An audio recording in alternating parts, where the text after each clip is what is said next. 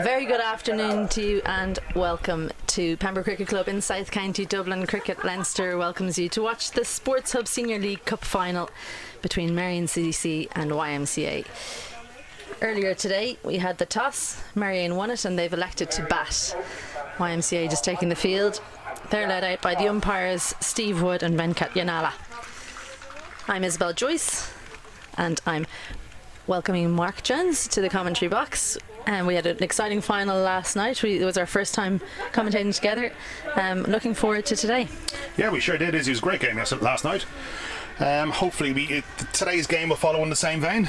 Two very evenly matched teams, I think. It's kind of a youth versus experience game, looking at the lineups. A lot of old seasoned professionals in the Merrion team, with a few young bucks on this YM side. So looking forward to a good game. Yeah, they are very young, YMCA, but lots of cricket under their belts. Plenty of representative cricketers here. We'll see Killian MacDonald opening the bowling with his left arm spin. He's been a revelation really for YM in the last couple of years. Yeah, very much so. He's been very good so far. Taking a number of wickets up top, and he probably opened the bowling today with Mikey O'Reilly, who again has been in blistering form with the ball, following on from his breakthrough season last year. And we note that Curtis Camphor is playing today. He's been released by Ireland. He will play as a batsman only, he won't bowl. But that's great to see him back in YM colours, certainly for YM anyway. Yeah, and Merrion are probably the more experienced side. Opening the batting will be Michael Lewis. He's joined by Jack Carty, the Australian, who played a couple of seasons ago, left-hander. He's a tall man, hits a long ball, and experienced down the order, John Anderson, Dom Joyce, and plenty more to come. So it'll be Killian MacDonald from the Willfield Road end, as we're almost ready to go in the Sports Hub Senior League Cup final. Yeah, the two men out are out at Cow Corner and long on. Michael Lewis very good over the offside, but sometimes just struggles with shot selection.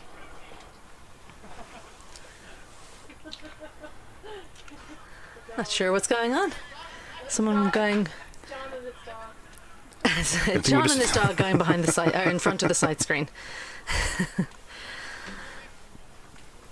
And here we go.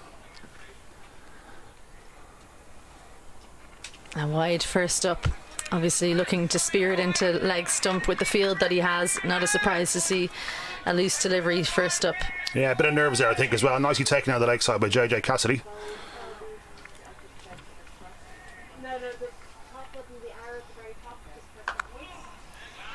Thick outside edge. He overcorrected. That was full and wide outside off. He didn't bowl to his field, so it's effectively 5 off the first ball for Merrion. Yeah, very nervous start from young Killian here. Hopefully now he can pull it back. He's quite experienced really. He bowled really well in this competition last year, and really tied batters down early on. So he'll be looking to really come back strong. Him going for a few runs really forces the issue later on for the batting team. Straight away he breaks through wide of 4 and then chopped on from Michael Lewis.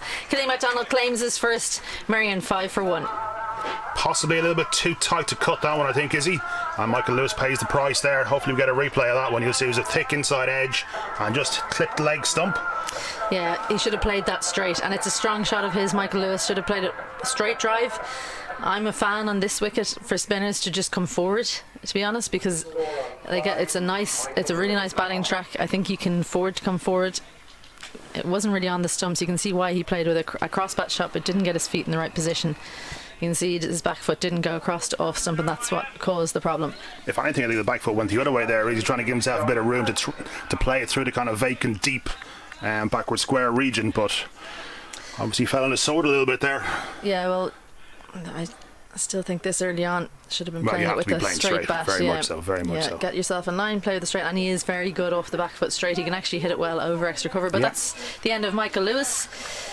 Jack Carty still hasn't faced. He's at the non-striker's end, and it's John Anderson to the crease. Merrion's premier batsman for a number of years. He's won a number of batting trophies. In fact, the last 3 years he'll have his eye on a 4th year in the row. And just leaves that one alone. Yeah, no, John has been, in my opinion, the best player in Leinster for the past 10 years, certainly the best batter in the last 10 years. I wouldn't be as biased as you, of course, though. Yeah, does like to get outside off stump, take LBW out of the equation, sweeps well. He won't mind going a little bit slowly at the start, tends to catch up later on in the game. Works it into mid-wicket. There was a change in the field, which we didn't mention. Square leg went out and long on came in, so that's to cater for the sweep that they know he plays well. Yeah, he's a big sweeper, the ball, isn't he? Whether it be first ball or last ball, he doesn't mind the sweep. Well, tends to play very straight very early, though, yeah. If it's your shot, back yourself, but he has got out playing the sweep the last couple of weeks, so he'll be careful not to overdo it today. And that brings Jack Carty on strike for the last ball of the first over. Jack got a few runs during the week, I think, for the Leinster Bolts down in Munster. I believe he got 90 odd, or even he actually got 100, didn't he? Yes, he did. A good 100. He had a lean time of it when playing for Munster in the Interpro 50 over competition, so good to see him scoring big in the 50 over game for the Bolts. And a flat delivery again from McDonald after a bit of an unusual start to the over for him. He went for 6 in the over. Merrion 1 for 6 from 1. Yeah, a bit of a licorice all sorts bag there, is he? But yeah, he came back very well after the first two. Very nervous start, I would have thought, and playing the wicket of Mick Lewis, who'll be very disappointed with the shot he played. Yeah, I actually think sometimes with Lewis, he has all the shots, and sometimes that's a disadvantage when you're playing T20 cricket. Don't know which one to play. Yeah, just cut a few shots out and then you play 2 or 3. Have your strong shots you're going to play early, and then later on you can add shots in. Easy for me to say, obviously I only have had 2 shots. Well, I was just going to say that I only had the 2 or 3 myself, so it never really bothered me. Exactly. It's not a problem. It was either an outlandish mow or a forward defence. Well, we've got the left arm in swing of Mikey O'Reilly. He's really come of age in the last couple of years. He also playing for the Lightning Bolts last week. He's put on a bit of pace last year, and he's kept it up in 2021. He's probably put on a bit of weight as well, a bit of conditioning. He's obviously still only a young man, only 18, 19 years old, so he's just going to fill out, get a bit bigger and a bit stronger, and the pace will come from that. Yeah, watch out for the in swing. And you see it there. He does bowl quite wide of the crease, so it's a difficult angle for right-handers. The 2 awkward type of bowlers opening the bowling for YMCA, left arm spinner and left arm in swinger, not probably the 2 that you're looking for opening up. Certainly not as a right-hander. No, they're not the 2 that you fancy. Jack might have a bit of an advantage being a left-hander, but certainly John will need to be very watchful early doors.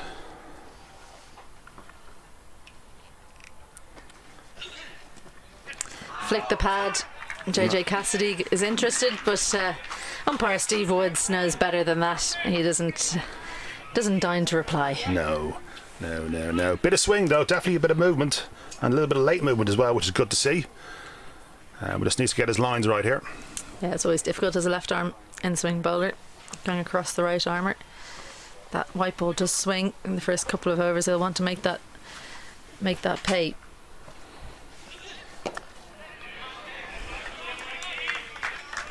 Watchful start from John so far. As usual, you'd have to say, and great to see plenty of supporters dotted around the ground. It's beautiful down here in Pembroke Cricket Club. Not as hot as probably it has been the last week, so actually quite refreshing. Slight breeze coming across the ground, but still warm enough to put the sun cream on and get the shorts out and the bars open. And enjoy some cricket with a drink in hand, I was about to say. Shorter and down leg. Just lost his front half there, Mikey O'Reilly. Yeah, struggling a wee bit with his line at the moment. And John didn't even bother with that, just shouldered arms to it, took the wide, took the extra delivery, the extra run.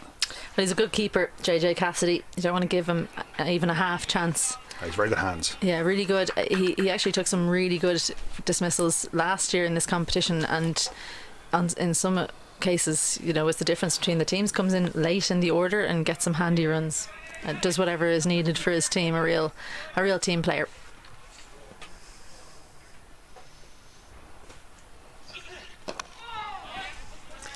off Lovely the bit of inside shape. half of the bat. They won't take a second to Rory Ander's wild throw, but well backed up. They're usually a very well-oiled fielding machine, YMCA. Again, nice bit of shape there though from Mikey. It's swinging in late, so that could cause a few issues.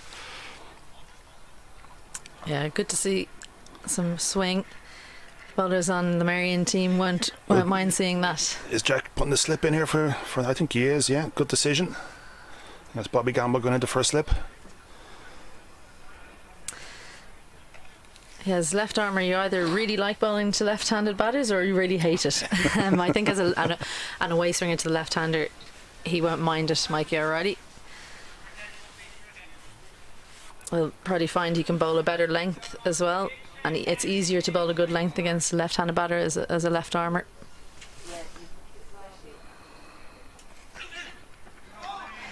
Yeah, that's nice. the exact one. That's nice, yeah. Well played though by Jack. Didn't fall for the trick. Having a waft at that one outside his off stump. Just having a couple of sliders.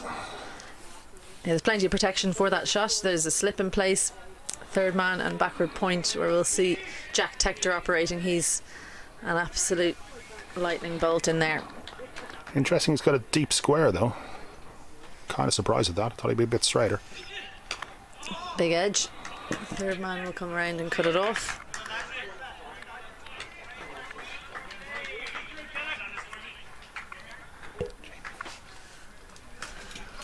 Nice round there by Jamie Forbes. Pick up and return in to JJ Cassidy to end the over. Merrion move on to 9 runs of the first 2 for the loss of just the 1 wicket. Killian going to continue now.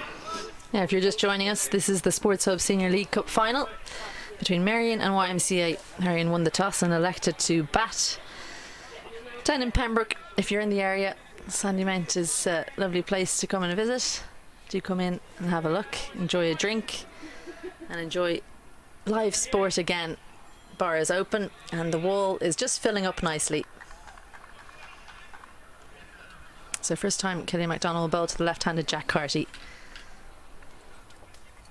Straight onto the front foot, chat.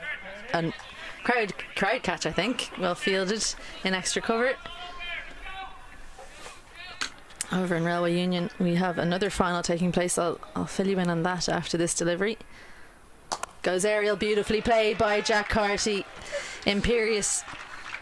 One bouncing over the rope. His first boundary of the day. Absolutely fantastic shot from Jack. Just opened the face on that.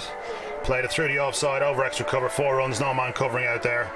Very safe shot once he got to the pitch, which he did, and just allowed the hands to flow through it. Yeah, this is the gamble, isn't it? Opening with the left arm spinner with the left right hand combination. Jack Carty will enjoy batting against the left arm spin of Killian MacDonald. Not a huge turner of the ball, he bowls quite flat. Yeah. But tends to bowl in at the batter, and if you're strong down the ground as a left-hander as Jack Carty is, then it's very difficult to bowl to you. Bit of a challenge for the young man. Yeah, so the Ed Sports Russell Court Trophy is taking place in Railway Union between Sandyford 2s and Athlone at the moment. Shorter, and just didn't really get in the right position again for Jack Carty. Yeah, that's between Athlone and Sandyford seconds. Athlone batted first and made 72. It looks like to be a low scoring game. Sandyford now 24 for 4 in reply. Goes into the same area and it's the same result. Didn't hit it quite as well, but the long levers of Jack Carty, that's always going to be a boundary. Another 4 for Merrion. Yeah, again, very similar shot, up in the face on it again. And just let the hands flow through. Another 4 runs. They're going to have to plug that gap, I think. Going to have to take the gamble and open up that area in some part of the leg side, where it'd be deep square or cow corner. Well, he's either going to have to change his line or change his field. That's the brains trust are coming together. You can't quite see them on your screen. It's Jack Tector, Killian MacDonald and Curtis Camphor having a discussion about what they might do. Decisions have obviously been made as the ball is being looked for. I think it's under the covers over there, is he? So having a spot of bother locating it. Brilliant to see families down supporting the game. plenty of youngsters practicing in the nets and watching some top class cricket. It was the same last night.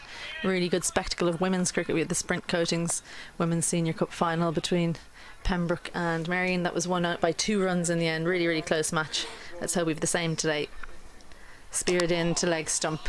So that's the change they've told him to make. Long on is out, and so is Cow. Single to Jack Carty. Yeah, well bowled that time. Speared in on the stumps and just played nicely down to Rory Anders, who does the cleaning up. He needs to get out of this over now. That's 9 off the first 5 deliveries. So the dot will be very welcome here. Played into the leg side for a single. That ends the third. Merrion move to 19 for 1. A typical John Anderson flick to mid-wicket for 1. Yeah, he always makes it look like he's a little bit bored, doesn't he? He very much does, yes. A new kit for Merrion just arrived during the week in time for the 2 finals. Their women lost last night in a tight contest that went one way and then the other, and eventually it didn't go the way of Merrion. So the men will be hoping that they can just get over the line today. It's a nice kit, I must say. Bit too figure hugging for me, though, I'm afraid. I'm sure you can get bigger sizes, Jonesy, if you want to move across to Anglesey Road. Do they do a moo-moo? I'll have to make inquiries. Full ball from Mikey O'Reilly. Well dug out from John Anderson. 2 very different batters at the crease. One tall left-handed Australian and one slightly shorter right-handed South African. I'd say there's a good foot to 18 inches in the difference there is. Don't know about a foot, but might be 8 inches.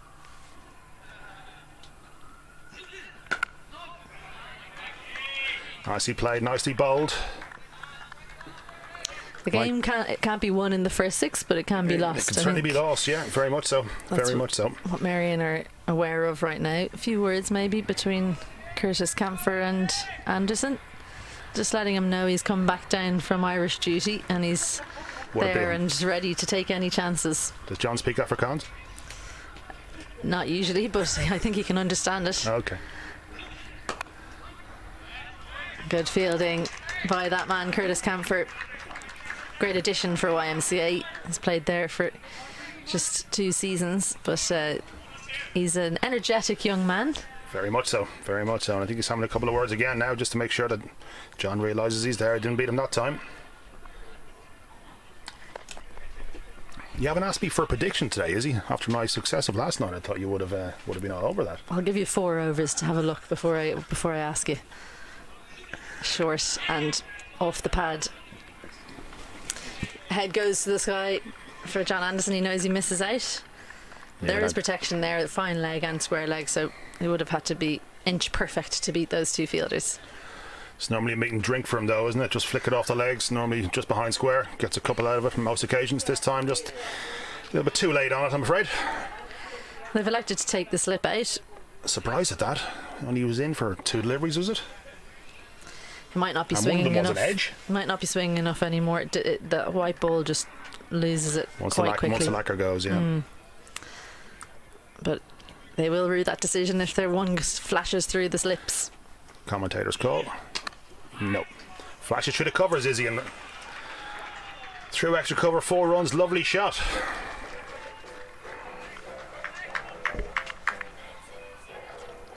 Mike O'Reilly just straying a little bit too wide outside off stump there and punished by Jack Carty through extra cover. Very nice shot. Yeah, well, he was able to play that shot without being too worried, wasn't he, by the fact that they took slip out. I agree with you when you said you think it was too early to take him out. Sometimes it's about the doubt you can create in the batsman's mind when you're setting a field. He plays this one straight down the ground but doesn't get enough of it to beat Jamie Forbes, I think it is, at mid-off. So 4 done. It's not Jamie Forbes, I think it's actually, is it Mitchell Thompson? I think it's Mitch, yeah. The great uniform for YMCA, you can't see who's who. 4 overs gone. Merrion are 24 for 1. It's like Tom Anders coming on. funny bowler, isn't he? It takes a minute to get used to him if you haven't played him before. He kind of bowls off the wrong foot. Yeah, you just saw the 4 runs on the replay there. As you say, with no slip in place, he's able to free up the hands and throw the hands through the ball, which is exactly what he did. Very nicely played. Yeah, no, Tom, I only faced him once, and it's very strange facing a guy who bowls off the wrong foot. I remember we had him at a lightning session one day, and I asked him, is there any chance you could bowl properly as a bit of a change-up? It didn't work out very well. I think if he could bowl like as we would call normally, then he would just do that. Yes. But with cricket, he did actually think about the idea for a couple of minutes. Yeah. Went, that's just stupid, Jonesy. Yeah, So it's all about the differences in cricket. So I think he would have been ruined as a bowler if he'd been changed. No ball called straight away by umpire Venkat Yanala. It's the first one of the day. Free hit, can't change the field. As was a dot ball, so John gets a chance to free his hands. After this ball, you might tell me what you think a good score is, but where is this ball going? I think it might go over this offside. Dances down and looks to hit through, but gets it on the badge. Yeah, a bit of a clank through extra, or try to hit it through extra.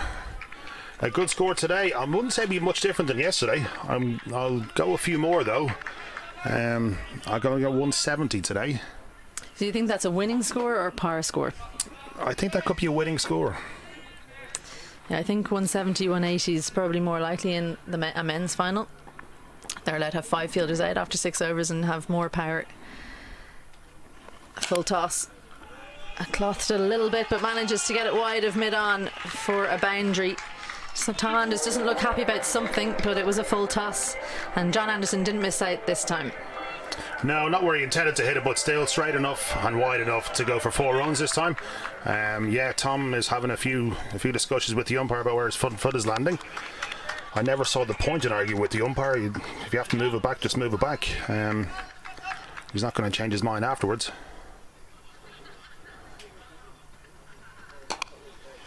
Good comeback. Very nice comeback. A little bit of in drift there as well. Yeah, I'm not sure that he's arguing about the no ball. I think he's unhappy with maybe the positioning of the umpire or footholds or something like that. I don't think you can really tell an umpire that it wasn't a no ball. You couldn't have been looking at your foot unless it's very wet and you can see where the spikes landed. It's not. You're on a hiding to nothing. In the air, straight down the ground, pure class. Lifted over the bowler's head, 2 bounces over the rope. Yeah, very nicely played by John Anderson. Probably didn't get all of it again. If he got all of it, it would have sailed all the way for 6, but got enough on it and hit it straight enough that he took all the risk out of it. As you say, 2 bounces, 4 runs, and that brings a change in the field. Long off comes back, and deep mid wicket comes in.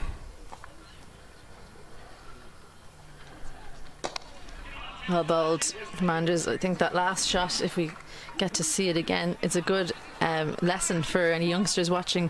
If you're not quite there, hold your shape and commit to the shot. We often see people pulling out of a shot if they think they haven't quite got it, and that's when it goes to the fielder. If you can hold your shape, if you're strong enough, you should still get it over the fielder. Correct. And don't be afraid to defend it either. And that's a huge shot. 6, first maximum of the day, 2 full into the arc of John Anderson. Yeah, he's just toying with it at the moment, isn't he? He's they brought the man in from cow corner, put back the long off after the force right down the ground, and he goes across this one, bit of a sweep, and went all the way for 6. Lovely shot from John Anderson. Pressure now on Tom. This is what the batting team will want to see. They're at 6s and 7s YMCA. They can't agree on what the team should, what the field should be. Number of people coming and talking to the bowler. It's the bowler's nightmare. Absolutely, one voice. One voice is probably what you want. So a big ball really for YMCA. The last of the 5th. Needs to get out of the over, and he has done. Good finish from Tom Anders. Yeah, 5 done. Merrion 40 for 1, and a change in the commentary box. We'll welcome Sean Hussey and Craig Senior.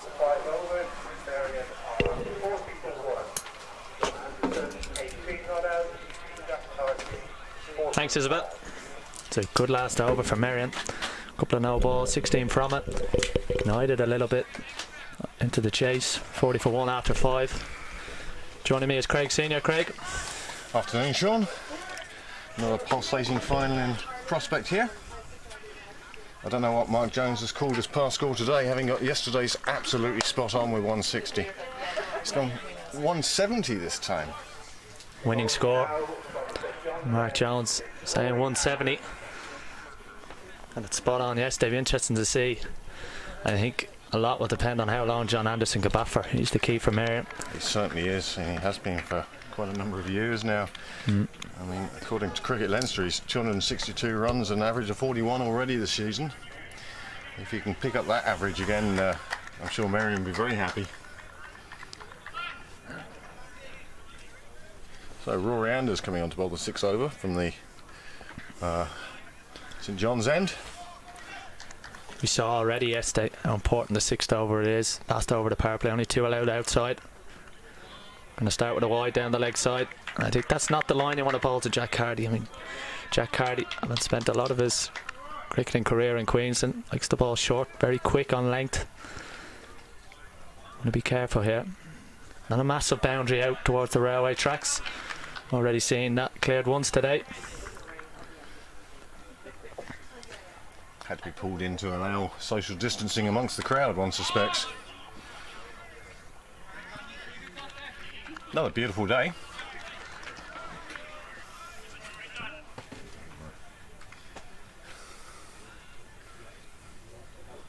Good crowd as well, it's turned up. Fair mix of Merrion and YM supporters. Oh, it's a busy day in the sporting calendar.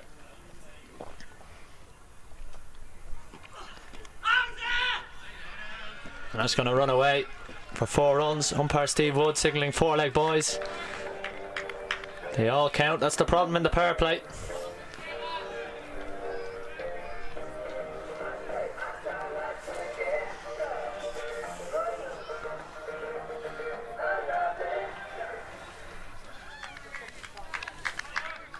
These two will be delighted, going along at about 8 and over already.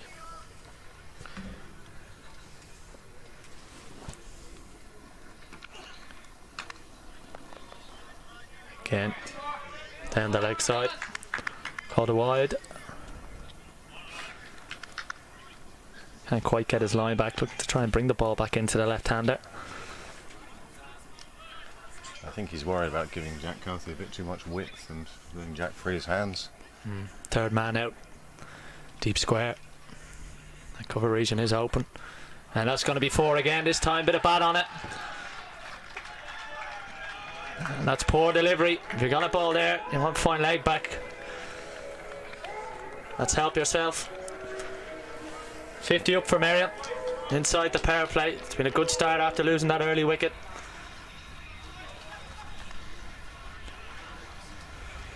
Uh, 50 up in 33 balls.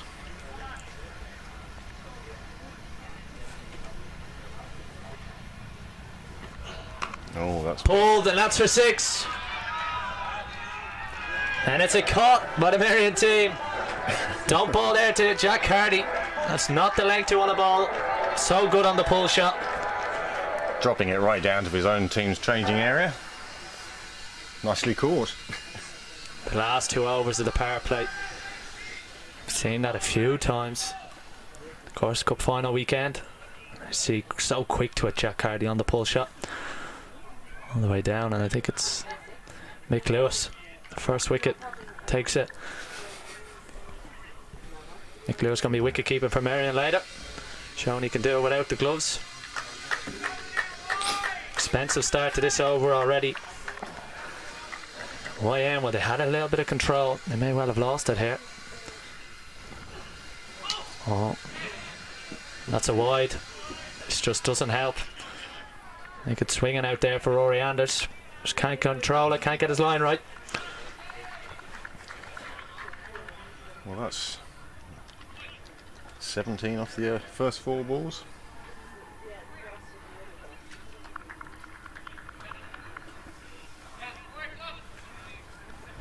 Certainly getting some good bounce off the track, but all that's doing is helping the Merrion batsman at the moment. Fine leg in the ring for John Anderson. He's just happy to let that one go past. In fact, the way Rory's bowled this over, you'd have thought he was bowling to a right-hander all the way through. Of course, Roy Anders, a bit of Leinster lightning this year, one of the key bowlers for YMCA. Certainly their senior, quick bowler. Imagine he might bowl towards the end as well. Bit expensive up top. John gets a bit of bat on that. Be a bit of work for third man. That's a lovely piece of fielding by third man. You can tell it's a cup final, you can tell it's senior cricket. Full commitment there. And then that's the end of the power play. A very good one for Merrion. A little bit of a slow start. They just built it up in the last couple of overs. Merrion 59 for 1 after 6. Jack Carty moved to 24. John Anderson 19 off 22. He's been a little bit watchful at times, waited for the bad ball. The thing with John Anderson is if he faces 30-40 balls, Merrion would be delighted with that because he can increase that run rate. This will be an interesting part of the game. Passage of the game is going to be Bobby Gamble. He's been effective this year. Keeper up to the stumps. You can see the bowlers used so far. The wicket for Killian MacDonald and Mick Lewis. Mikey O'Reilly bowled well, 2 overs. Be interesting to see when Captain Jack Tector uses his next 2. The Anders family proving expensive so far. Yes, necessitating us seeing a 5th bowler in this, the 7th over. Umpire Yanala saying that's the end of power play number 1. As the field is spread. 5 out. And right on the money from Gamble. Interesting to see how John Anderson and Jack Carty play Gamble. Not on a huge amount of pace on the ball. More ball stump to stump. And when the field is spread, the boundary options do get limited. And that's 4. It's a glorious shot from John Anderson. He really is still such a class act. It's a shame he retired from representative cricket. But he'd done it, been there, seen it. Well, that's the problem with John Anderson. They've got 2 in the deep on the leg side, 3 including long on. But you just always feel with John Anderson, you've always got one person short, particularly on the sweep, and you just collide at that ball. All of a sudden Gamble under a little bit of pressure goes again, and that'll be 4 again. Carbon copy. This is John Anderson at his best. He soaked up a bit of pressure early doors, and all of a sudden the change bowlers, well, they're under pressure. Back-to-back boundaries, identical shot. Changing the field, the fielder has gone to exactly where it's been hit the last 2 by John Anderson.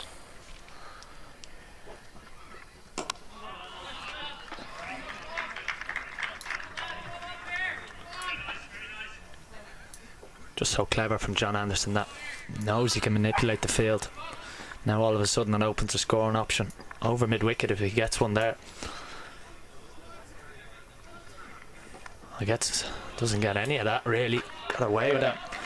And then just got a bit of a toe end to the bat on that. Very lucky it didn't spill up to mid-wicket. Just trying to drop it down to fine leg. Just looking to take his runs.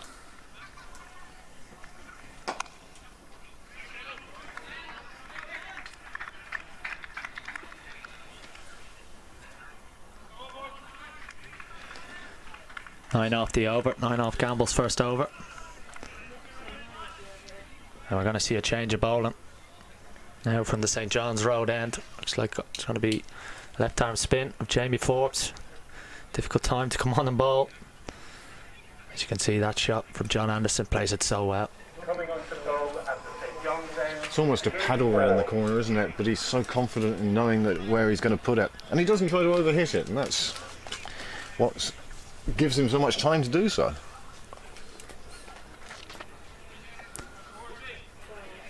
Well, that ball was outside off stump as well, so you think the only risk is maybe getting caught. He's getting rid of the LB and the bald.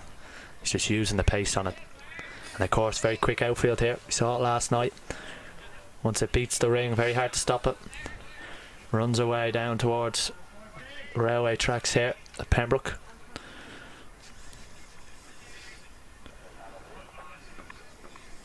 you can see with the camera mounted on the sight screen from that St John's end, when they change it for over and around, it's in the air. And Anderson, and he has to go. He's kind of giving that one away. Jamie Forbes, first ball, straight to short catch and cover, and that is I think that was Curtis Camper taking the catch. a little bit disappointing for John Anderson. Great start for Jamie Forbes. Very difficult time to come on and bowl. On into one of the premier batsmen in Irish club cricket, and he's got him. He's got the big fish. Well, that's certainly the wicket that YM would have been looking for. John Anderson so often has been the backbone to Merrion's totals.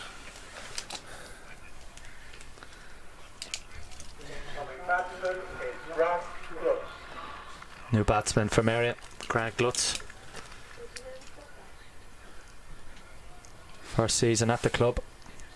I was going to say, it's not a name I've come across before. How's he done for you? Well, he's a very talented hockey player, professional hockey player, I think, with YMCA. So, does his batting include a lot of bottom hand as a result? He likes to hit the ball hard. Be interesting to see how he comes on against this spin. We've seen it a couple of times over the finals weekend. It might just take a little bit of time to get in, get settled on the pitch. Shot it with John Anderson.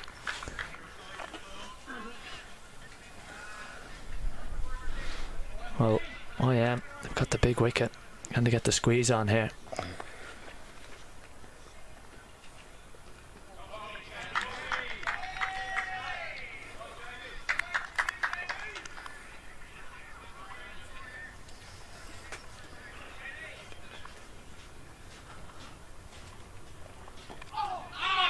Just tuck round the corner. Good fielding. I think this is what YM have to do. Got to try and keep Carthy off strike. He's got a couple of overs without facing the ball. Which builds its own pressure in itself. Yeah, you just lose that little bit of timing. I think new batter won't be afraid to just try and duck Glutz up here. Not easy. First cup final for Merrion. Bound to be some nerves. This has been a really good start from Jamie Forbes. A big appeal, and umpire Wood gives it, and Glutz is going to have to go without scoring. 2 in the over for Forbes, and all of a sudden YMCA have got back control. That'll be a decision. Be interesting to see that the second time round. Steve Wood, normally known as a little slow, gave that one fairly quick, as you can see on our screen here. Looks to be well in front. The only question is height, and I think it's the back leg. I think that's a good decision by umpire Wood. Well, technology has moved on so much that we can provide the streaming service now. One hopes it won't be too long before DRS follows between stomp cams and R cams. However, that one didn't look too much like it needed DRS. No, just got trapped on the crease. New batter for Merrion, Dom Joyce. So much experience, such a great record in cup finals with the bat, and he's in a bit of an interesting position here. Merrion have been known this year to have a little bit of a mid-innings wobble with the bat. All of a sudden the pressure's on them now. A couple of poor overs from YMCA, and they let Merrion get a few runs, and all of a sudden Forbes, he's got 2 in the over. He's on for a double wicket maiden in a cup final.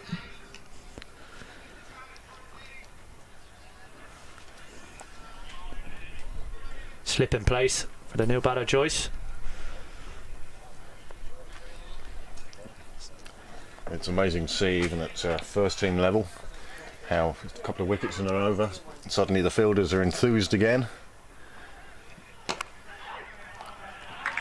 And it is going to be a double wicket maiden. What a start for Forbes. What an over for YMCA. Merrion after 8. And they're 68 for 3. That's a big over. Could be a massive over in the context of this game. The big wicket of John Anderson and the wicket of Glutz. Going to be Gamble to bowl again from the Wheelfield Road end. Still double wicket maiden, not a bad way to start your spell. Be the sort of start you dream of really as a bowler. Be interesting to see now how Carty plays this. He's been in pretty good form, representative cricket.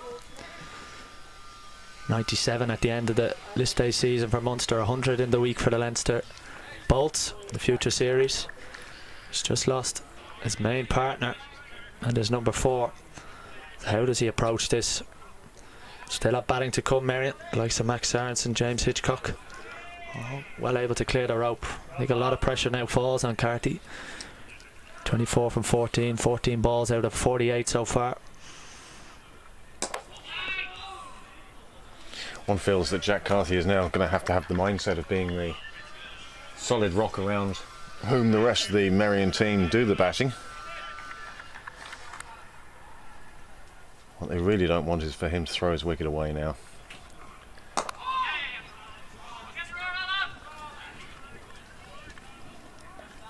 Merrion having to rebuild. Certainly not start again, but rebuild those 3 wickets in the first 8 overs.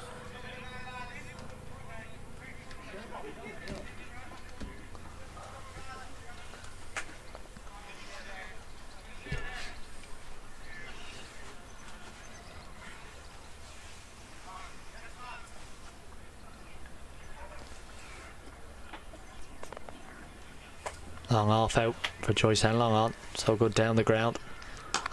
And he's going to get off the mark. Just hit out to deep cover.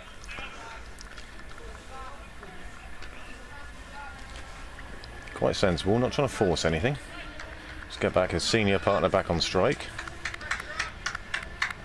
Well, Joyce, as I said earlier, fabulous record in cup finals for Merrion. So often delivers. He's got a big role to play here. That's not the best of seasons with the bat by his own standards. Be looking to show up the big cup final in the Sports Hub Senior League Cup final here at Sydney Parade. A great cup finals weekend. Lots of finals going on around the province.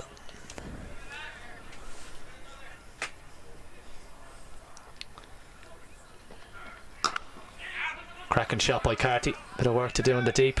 I'll comfortably get back for 2. Seems to be timing the ball well. Was Carty. Yes, there's a couple of finals across the road and railway today as well as the lower leagues. So I see Athlone are in a final today.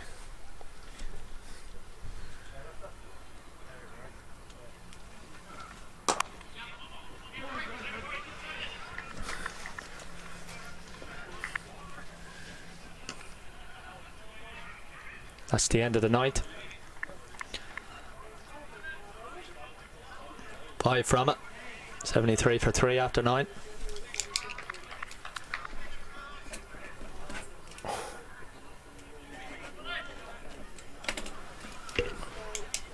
So the Ed Sports Russell Court Trophy taking a place Park Avenue, and Sandyford Seconds playing Athlone. Sandyford Seconds batting first, 42 for 7. Chasing 72. Athlone getting 72 all out. I'm sure at that stage Sandyford were cock a hoop. Must be a bowler's pitch over the road. I heard a few screams earlier when I was on the boundary. I'm sure it might have been a big appeal. It's either that or else people suffering with the cold across the road. Forbes to continue. And the first runs off the ball on a Forbes go to Carty. Well, that's horrendous figures. You get double wicket maiden in your first over. You'll be happy with that. It's a massive day for some of these young players on show. And in a cup final, crowd starting to build. Of course, a busy day of sport with the Olympics starting up. The Lions. And the Irish women's hockey team. 1-2 now. Brilliant, of course. A lot of those girls would have played a bit of cricket. Of course, Merrion's own Elena Tice.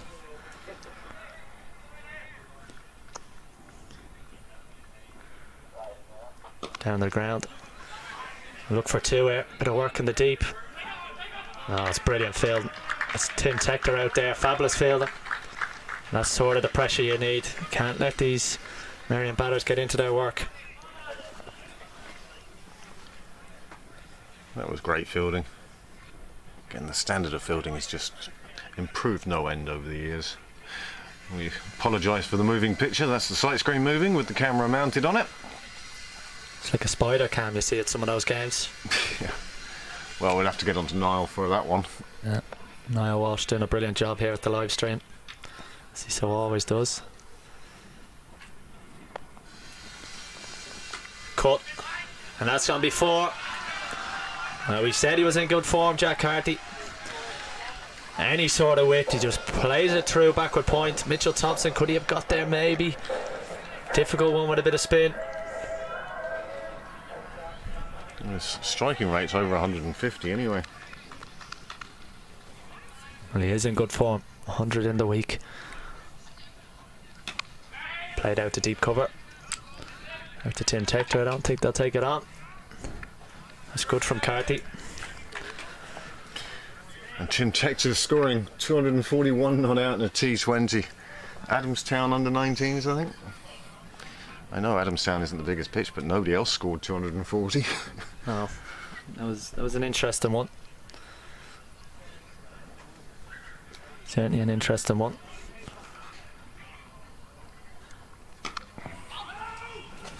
Early call, no. Good bit of fielding. Bobby Gamble. As I say, there seems to be more of a spring in their steps now with these 3 wickets down, and it's definitely brought YM back into the game.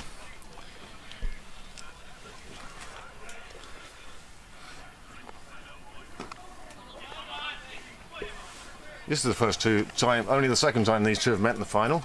They played a final in 2002.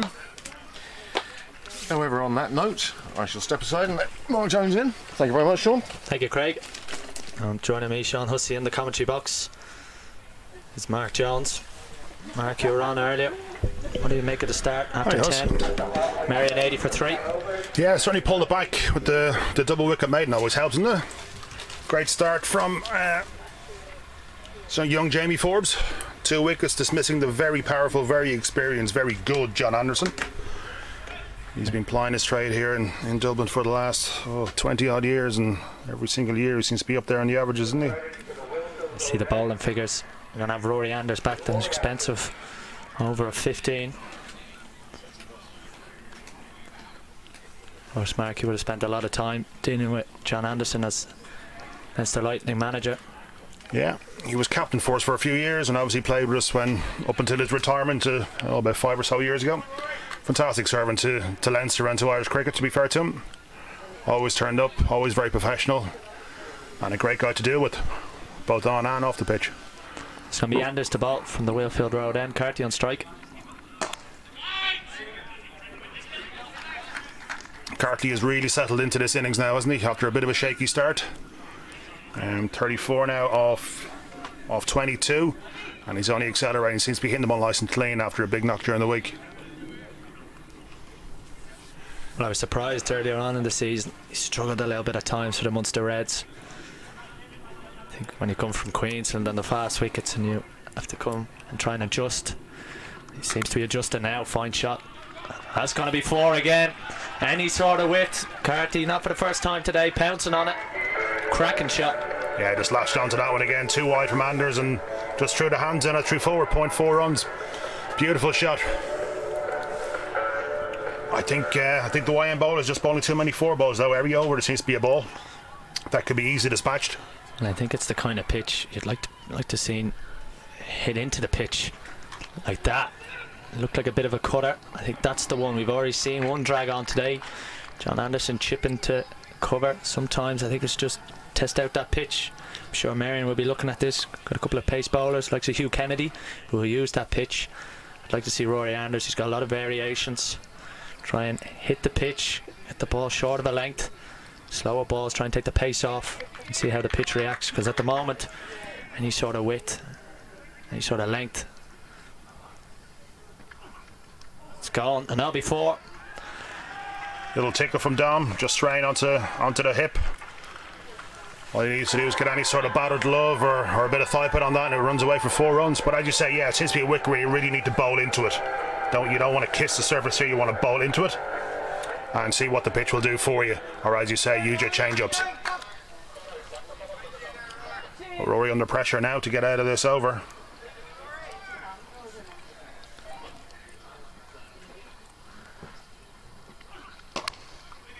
Goes wide this time. Tom Joyce just reaches for that one and pops it out to the long off for just a single. 1 ball to go in the over.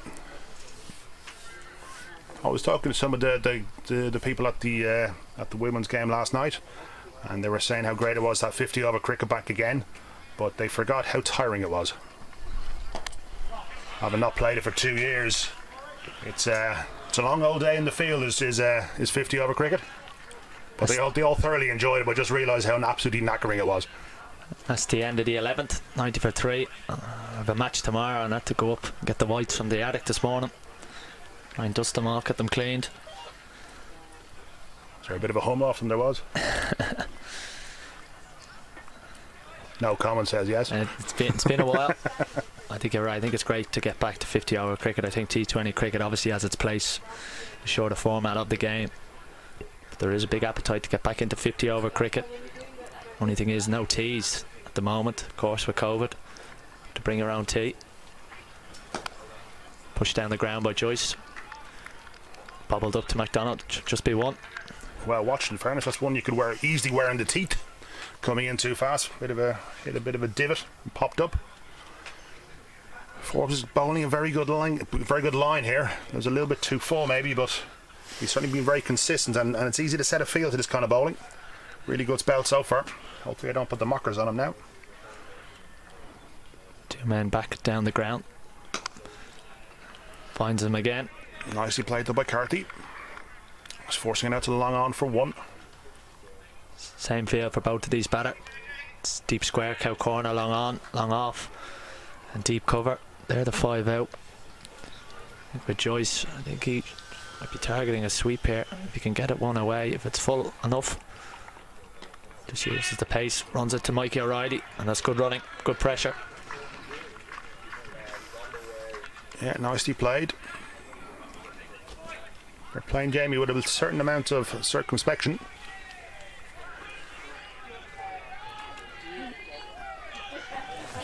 The Merrion fan club coming a little bit boisterous over there. Great to see fans back at games. I think Jack Carty's a real... The cult following, does he? Yeah, cult following. Great guy, Jack Carty.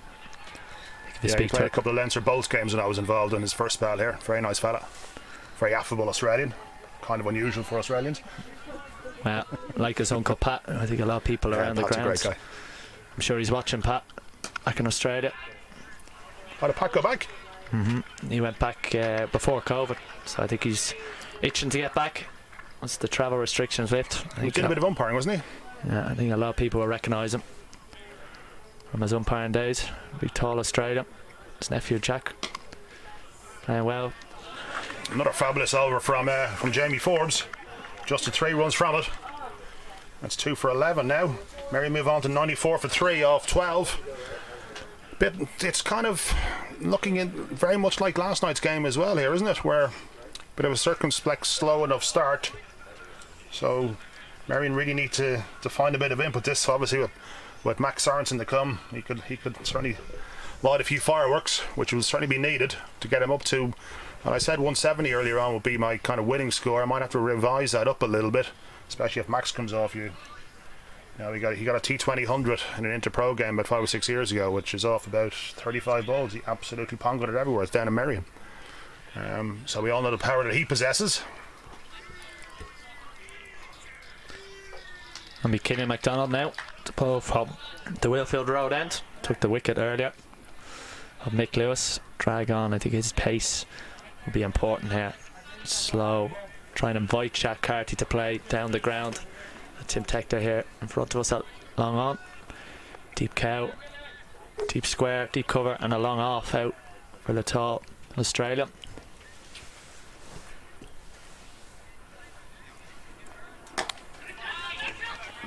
These two would have know each other a lot, playing for the Leinster Bolts this year. But with reasonable degrees of success as well, I believe. It's been great, that series. Those players on the fringes. Short, cut away, and he's probably missed out, Jack. Judging by his reaction there, he just turns away. Good bit of field in that. Yeah, that should have been put away, short and wide. Carthy just leant back and really leant into it, but unfortunately found the failure at point with Bobby Gamble, is it?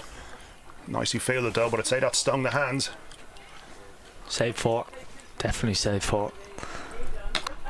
It's played down the ground for 1. And things slowing up here again now for Merrion.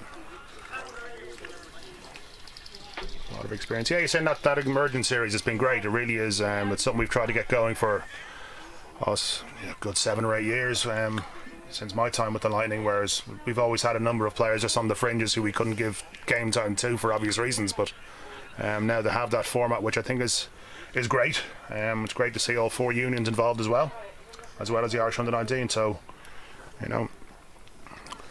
everyone gets a chance to show what they can do. That's good running. Good early call from Carthy. He was running to the danger end. This is very good bowling for McDonald. Very tight, very straight, not a whole lot of turn, but difficult enough to get away. Both batsmen trying to use their feet, whether it be coming at him like Dom just did, or whether trying to give himself a bit of room, which is what Jack kind of favours. I just wonder if he's going to entice Carthy into a big shot here. I wonder if he's going to just throw one up there, tempt the big Australian. No, darted into the pitch. Carthy again, a little bit frustrated, hasn't worked that one. Out to the boundary. McDonald ran away thinking that was the end of the over. I'll have to joke back. A little bit premature, alright. It's been a very good over so far, so he needs to get out of it here. As you say, Carthy, I'd say be looking for the big shot now. He could be targeting the clubhouse here if it's up. Plays that down towards long off. Well round there by Rory Anders this time. Good pick and throw. Another very tidy over from Killy McDonald. Merrion move on to 96. Or is it 97? 96 for 2 off 13 overs. Game evenly poised here, Huss. Yeah, that scoreboard on your screen just updating. 97 for 3 from 13. 7 overs left. Be interesting to see who bowls them. Of course, you still have 2 overs from Mikey O'Reilly. Rory Anders, wonder, been a little bit expensive today. We haven't seen the spin of Mitchell Thompson, which has been an interesting one. He's just warming up here. I wonder if that's more at the captain than anything. Remember me kind of thing, is it? I'm here. I've done that one myself. I think we've all had to go with that at some stage. Even those of us who don't bowl regularly. Bit of work to do for Tim Tector. You don't take on that arm. Fitting's been very good so far. Hope I don't put the markers on now by saying that. Now the YMCA fitting's been exemplary.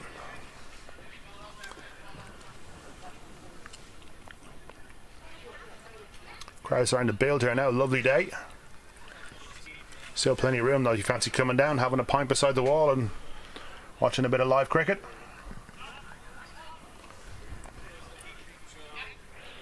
Now we've a lot of people watching on the stream from home, from all around the world.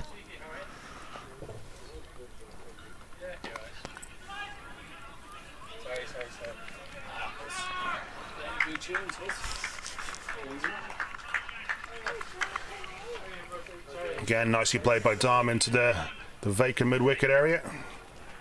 Let's take a nice easy single. Seem to be happy just with 1s and 2s at the moment, Huss. No big shots so far. Carthy was obviously getting a little bit frustrated in the last over. Well, big 4 balls in the game here. Has 4 balls at Forbes' belt. He's been the difference maker so far. That one pushed out wide. Carthy takes 1. Again, nicely fielded by Tector in the deep.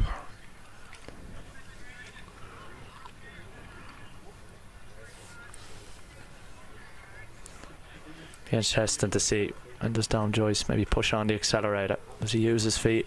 He does. Over cover. A bit of work for Anders in the deep. It's a good bit of fielding. That's good running by Jack Carthy. Yeah, nicely played. Probably opened the face a little bit too much and maybe just squirted a little bit off the outside edge, which is why they were able to affect the fielding as opposed to going for 4 over cover. But a nice bit of intent being shown by Dom. And 100 up for Merrion. Oh, I think he might Full and wide this time. Did he get away with one there, Tuss? I think he did. I'm not sure whether it's a wide, but I definitely think Joyce could have got a bit of bat on that. Yeah, very much so. Very much so. Last ball of the spell. It's been a brilliant spell from Forbes. Over extra cover this time.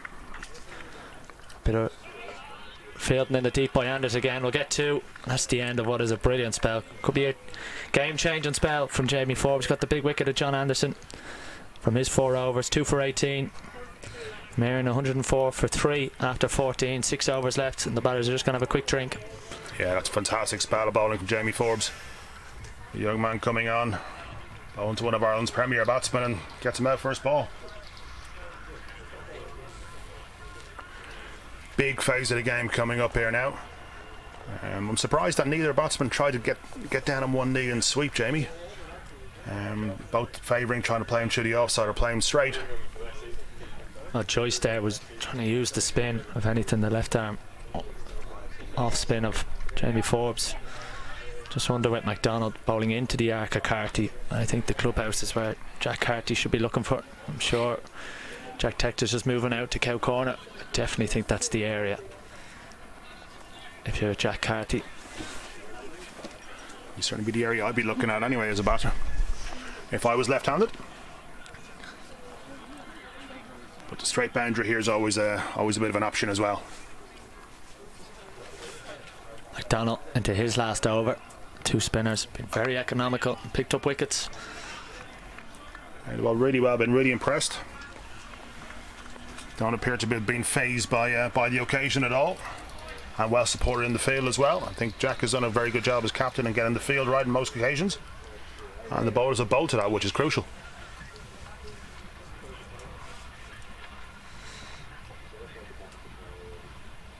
Played into the leg side by Joyce, straight out to Cow Corner.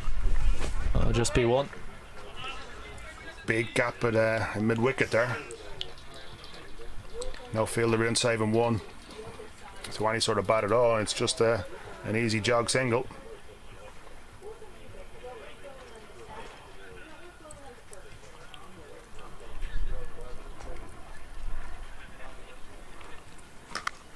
Bowled into the pitch again, very clever from McDonald. It's just so hard to get away. I think that's what I've been impressed most about McDonald. Too often bowlers can come on and just bowl what they normally bowl. I think he's seen what the pitch has done. Wicket in the first over, dragged on by Mick Lewis.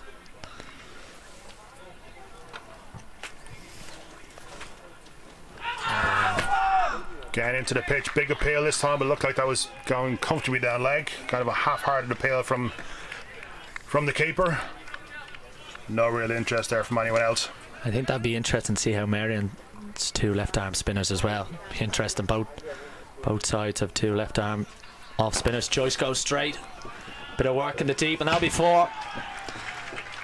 Lovely shot from Dom Joyce. Just came down the track, bunted it straight over the bowler's head for 4 runs. Lovely shot.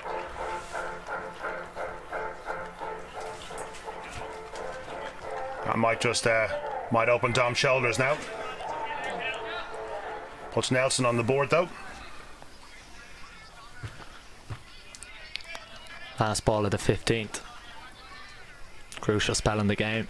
Always is the last 5 overs of the first innings in a T20. We saw it last night. Pembroke won that for the last 5 overs in their game. Down the track. It's good running. It's clever bowling as well. End of another brilliant spell by Killian MacDonald.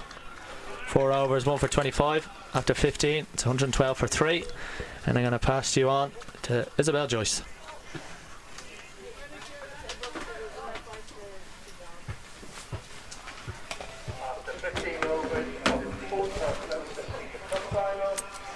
Thanks, Sean. I'll be joined by Craig Senior to call the last 5 overs of this first innings. It's well poised for a good final 5. We'll see the return of Mikey O'Reilly from the St John's Road end. And who do you think will be the happier team right now, Craig? Well, again, Merrion got off to an absolute flyer of a start. YM pegged them back, but now these two have put together a very useful partnership. Solid base, still 7 wickets in hand with 5 overs to go. One feels that one, if not both of these batsmen are now going to look for the rope. Mikey O'Reilly around the wicket, hits the inside edge of the bat, and Jack Carty calls him back. A really good call There's a really long throw to run out Dom Joyce at the striker's end. Not as quick as he used to be, but still a very handy batsman to have coming in at number 5 for Merrion.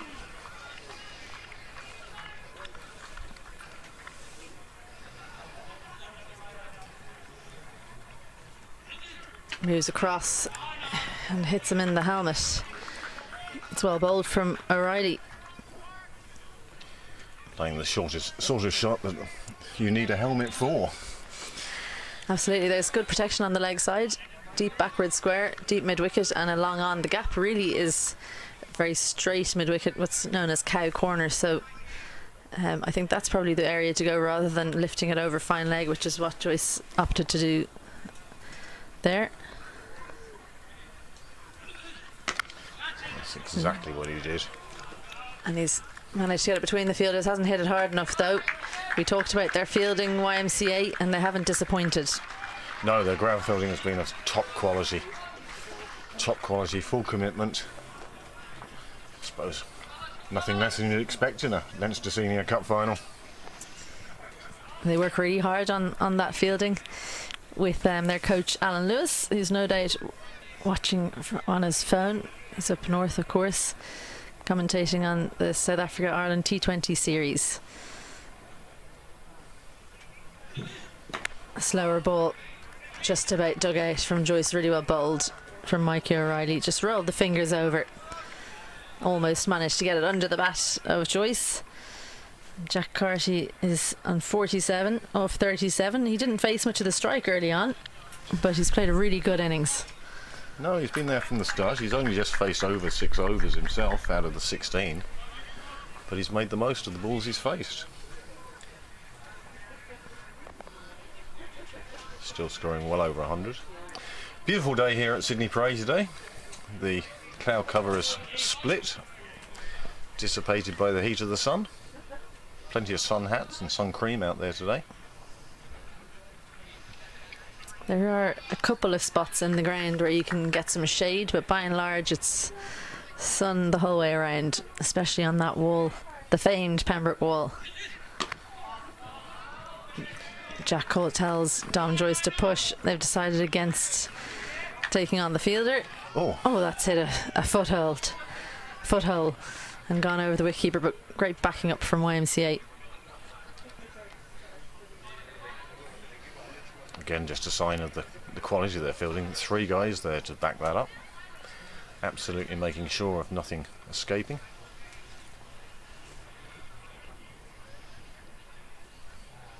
Final ball of the 16th. Full toss down the ground, but didn't get all of it again. Jack Carty decides not to come back. He'll be disappointed. Joyce said he didn't put that one away. Mikey O'Reilly gets away with one at the final ball of the 16th. Merrion 118 for 3. Yeah, you could tell from the sound off the bat it was a crack rather than a sweet spot, and that gave YM a chance to pull it up in front of the fence. 3 runs safe there. So there's the card so far. As you can see, Jack Carthy is just too short of a very important half century. And Dom Joyce has moved on to 25. Yeah. Unfortunately, need my reading glasses for that little quiet figure there. Pick of the bowlers so far, James Forbes down the bottom of your screen. 4 overs, 1 for 80, or 1 maiden, 18 runs, 2 wickets.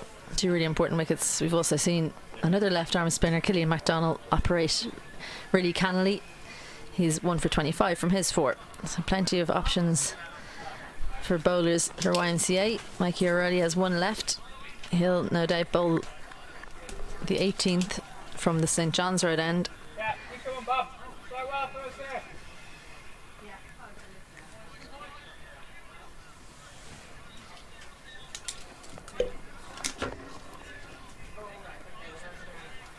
No. So Bobby Gamble from the Willfield Road end. Dom Joyce steps across the offside and looks to heave it over the long boundary on the leg side. Hasn't been quite timing them as he usually would down the ground, so opting to play somewhat across the line.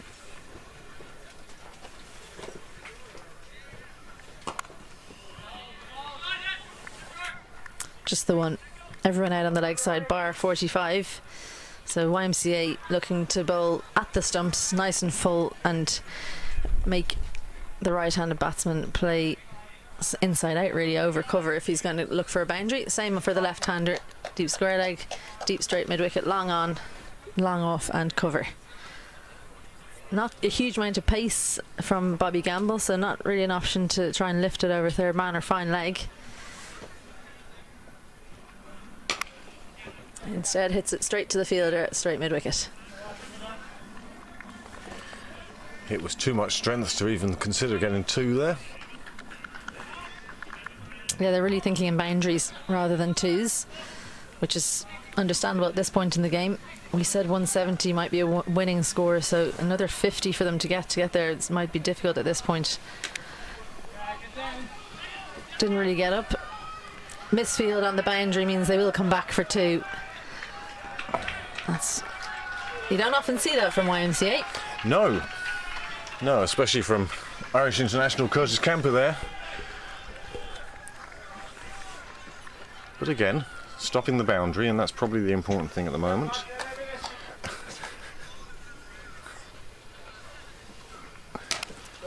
Gets this one and finds the gap.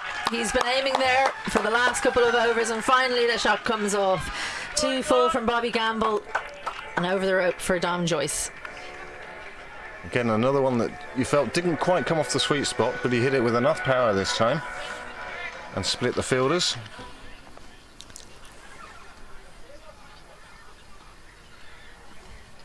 Oh yeah. Full toss, looks the same area. In fact, goes square, goes between 2 different fielders, but it does get between them. Another boundary for Merrion. That is a very important 2 balls for Merrion, closing out the 17th. They move on to 131 for 3. And we'll just mention the Ed Sports Russell Court Trophy that's happening across the road, Park Avenue. Sandyford 2s chasing 72, and they're currently in a huge amount of trouble, 43 for 8. So a big comeback needed for Sandyford 2s.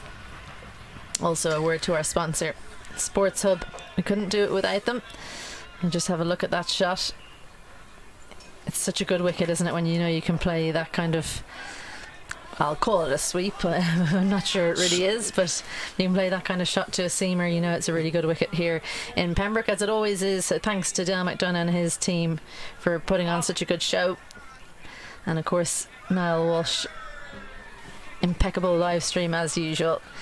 I'm actually surprised that GM by Choice and Dale aren't sponsoring this, considering he has split loyalties between Merrion and YM, being played on a 3rd ground that he looks at, Pembroke. He certainly has a hand in all camps here today. Absolutely. And plenty of people from those different clubs working for him on those grounds, so really keeping it in the family, doing a brilliant job. It's always important for finals for them to be high scoring if they possibly can be. The weather's been fair for a number of weeks, so we're being treated to spectacular conditions. The outfield's lightning quick, and 2 evenly matched teams. The final 3 overs, where Jack Carty will look to elevate his team to a very competitive total, along with Dom Joyce, both scoring freely now.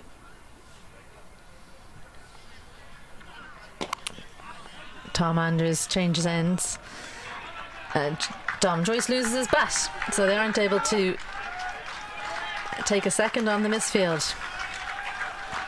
That's Jack Carthy's half century. Yeah, really well played from Jack Carty. He was the anchor through the innings. Has only faced 40 balls. Remarkable, given he opened the batting.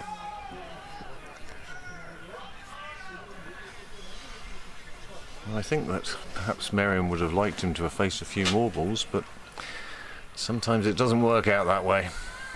And now he's received able support from Dom Joyce. Well, I think the fact that Carty's been there for so long enables Joyce to play an attacking role. Just takes the single. Bit of a wild throw from Bobby Gamble in point. If you are just joining us, perhaps because you've been watching Ireland women in their first Olympics, they've just beaten South Africa. Last time I saw it was 2-0. So great opening. Ended 2-0 too. It finished 2-0. We've another hockey player playing on the Merrion team. He didn't make any runs. Grant Glutz represented South Africa. Clubs it down the ground. Didn't go where he meant it to, but I think the fielder down at long off lost it for a minute there. Didn't even look to try and take the catch. No, he seemed to hesitate as if he'd lost it in the background, but it's not like the sun has dipped down. I think that it was the shot that did him. It looked like Jack Carty was going to go over long on, and he wasn't through the shot quick enough, so it kind of splayed off the nice sweep from Dom Joyce. Good innovation. A despairing dive from Rory Anders at 45. And another boundary to Joyce. He's really motoring.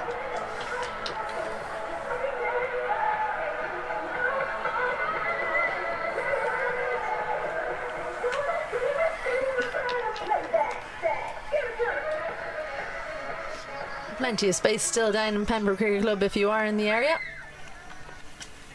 Beautiful day here. Great cricket on the show. And the bar is open. Yes, it is. So Dom Joyce closing in on a half century of his own now. And just 9 away. Jack Carty made his last over.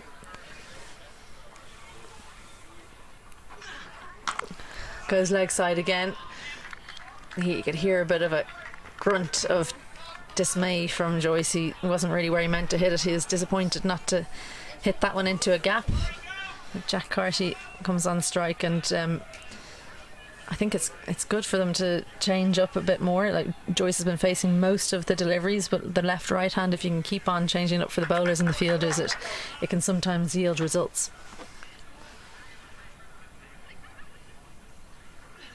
A slower ball. Really well bowled. Yeah, just rotating the strike with the left-hander, right-hander can cause the bowlers more problems than anything else. Fielders sometimes forget to change spots, and Merrion now have moved on to 140 off 18. Yeah, just 3 wickets gone, so 7 wickets in hand, which means that these two can look to clear the ropes for the last 12 deliveries. Really look to open their shoulders now. Certainly Merrion aren't going to get bowled out within 20 anyway. 7 wickets in hand. These two have provided an absolutely vital stand for this total. And although Mark called 170 at the start, 2 overs to go, 30 short of that. But again, scoreboard pressure may come into play in the second innings.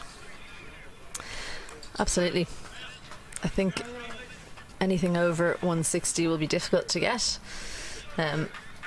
Merrion opener Hugh Kennedy was probably the pick of the bowlers for them in their semi-final. He took 3 for 14 in the opening overs. He bowled through actually and took the heart out of North County, who were their opposition. They also have Jack Carty, who can bowl some very good right arm in swing. Spinners Tom Stanton and Amish Sidhu as well to look out for. So they'll want as many as they can to bowl at, but I think anything over 150, 160, and they'll feel they're in with a shout.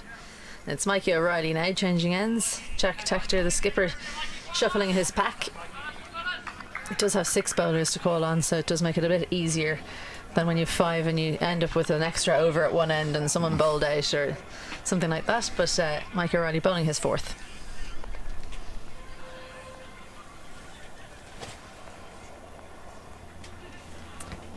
And well bowled, a dot. How valuable are those at this point in the game? Absolutely vital for YM now. They'll want to keep this with 11 balls to go, 140. They certainly want to keep it under 160. As we saw last night, 160 can be a winning score as well.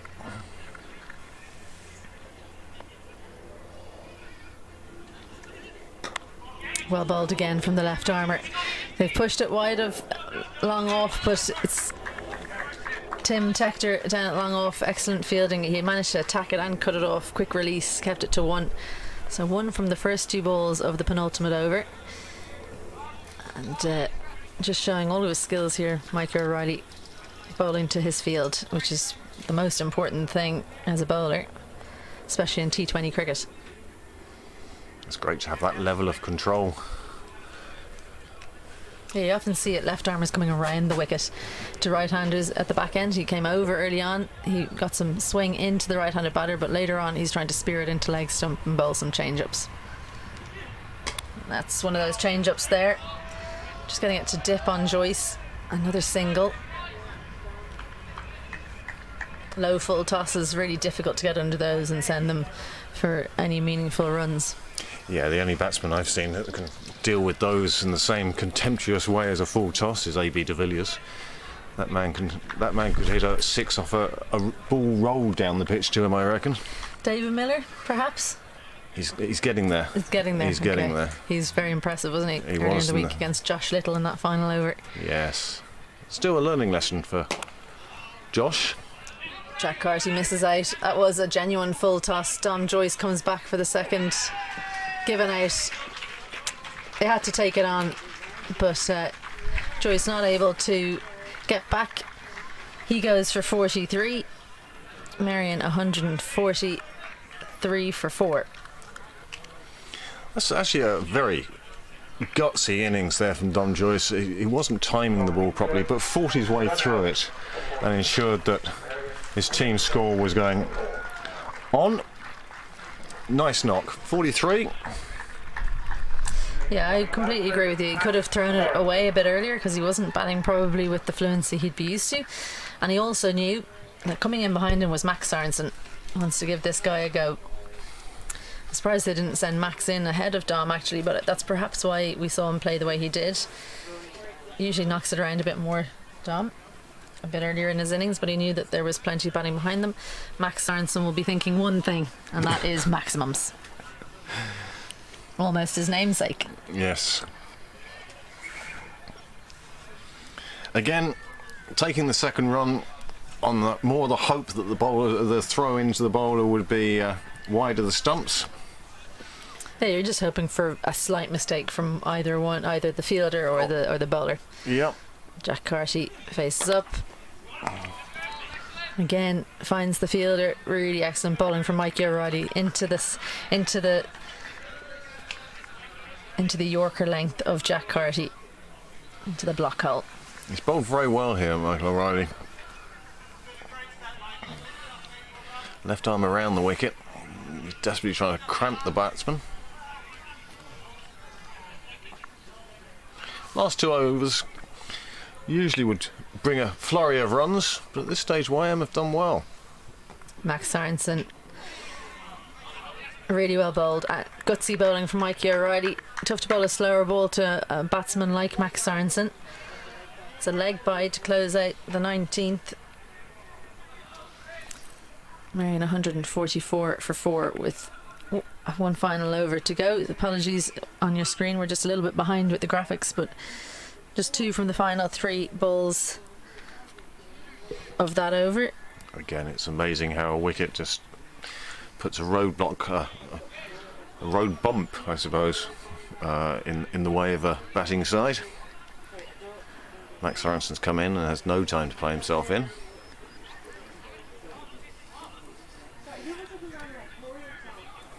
Michael O'Reilly bowled really good 4 overs there. He's bowled out, didn't take a wicket, but went for just 17. Impressive from the youngster. 4 1/4 and over. That's an economy rate you'd want in a cup final.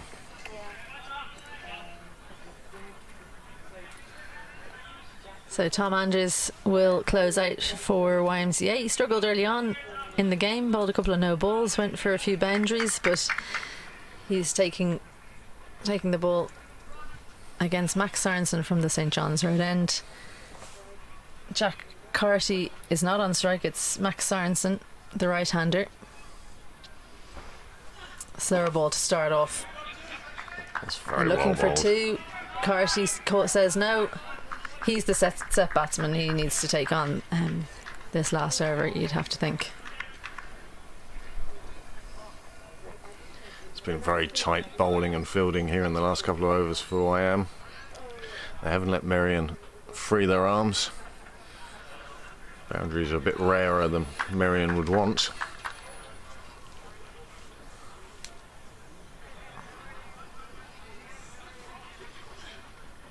Wide and over point. It's kicked on. It took a good bounce. A welcome boundary for Merrion. And that's the 150 up. With 4 overs to go, 150 up. They'll be looking to try and get that over 160, closer to that 170 mark we spoke about. Anywhere lower than that, and YMCA will fancy their chances. Big 4 balls for Jack Carty. Full toss. Max Sorensen sets off, and he's going to be out. He's not happy. He was sitting on the sideline for most of that innings. He fancied to go in the cup final, but unfortunately he goes for one. Another run out for Merrion. He committed to the single well before there was even a call, and Jack Carthy quite rightly sent him back. Jack is the batsman that's in with a half century to his name. Somebody was going to sacrifice themselves there once Tom Anders got his foot down to the ball. Yeah, I think it was more out of frustration at not getting a go, wasn't it? He's frustrated. He wanted to get down the other end no matter what. Yeah. And actually, he could have got back in easily if he'd readjusted. So it's Sean Stanton who'll come in at number 7. Jack Carty facing up again. Appeal from the wicketkeeper, but it missed everything. Really good bowling from Tom Anders, finding the exact right length.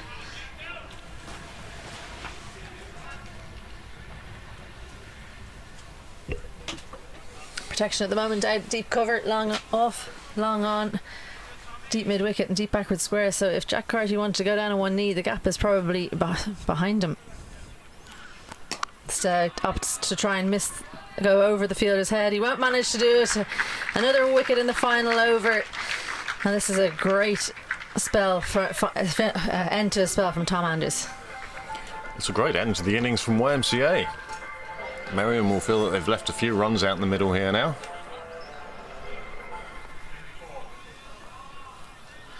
So Jamie Forbes' super game continues. Double wicket maiden and now a catch. That brings James Hitchcock out into the middle. Big collapse of support from the Merrion faithful. He just didn't quite get all of it, did he? Another slower ball from Anders. He just threw the shot a bit too early. Well, he was only looking for one thing at that stage. Not an easy catch, that one. Has a little look over the boundary road to make sure everyone saw what a good catch it was.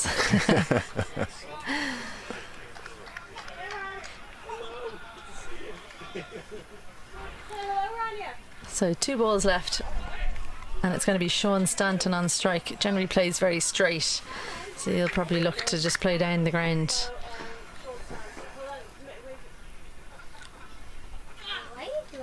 Another wicket. It was there, he just played around it. It was there to play down the ground, but just tried to hit it too hard, the youngster. And that's the end of the innings. It'll be around 150 for Merrion, and the target set, what YMCA will have to reach, is 151. Like, it was definitely an innings that ebbed and flowed. Both teams on top at different times. But JJ Cassidy, great work from him behind the stumps. No celebration. Sees that as regulation. Just passes it straight to the umpire. Sometimes as a wicket keeper you see that one coming down and you don't know if it's going to be an edge, or there's just everything is possible until that last possible moment. But he kept his cool, took the stumping and ended the innings. Yeah, really good finish from YMCA. I think they'll be the happier ones going into the game. Jack Carty almost batted through the innings at 59 runs from 50. John Anderson was impressive while he was out there. That was a huge wicket for YMCA. Dominic Joyce was bright and breezy for his 43, and then it's bad reading then for the rest of the Merrion order. They couldn't make it count when they came in at the end. 150 for 7.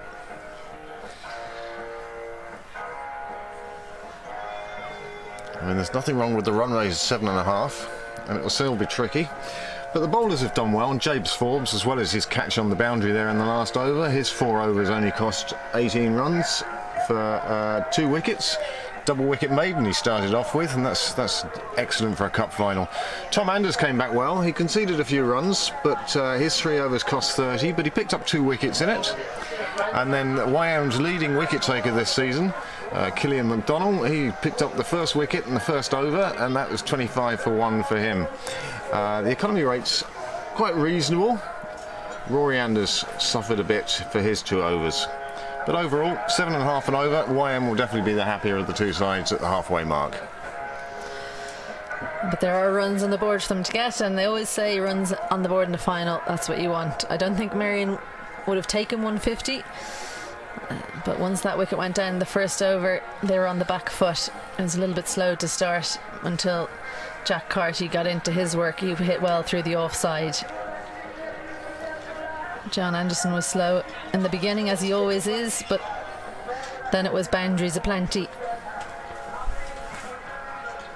That was a huge 6 from Jack Carty over backward square leg, caught by his teammate, and then John Anderson got on the sweep, managing to miss all the fielders put out there just for that shot. I don't think it mattered how many fielders YM had put out there, he was going to find room. Really good field placement from YMCA, and then that one was pretty adjacent for Grant Glutz. He won't want to look that one back. He went 0 from 4 balls.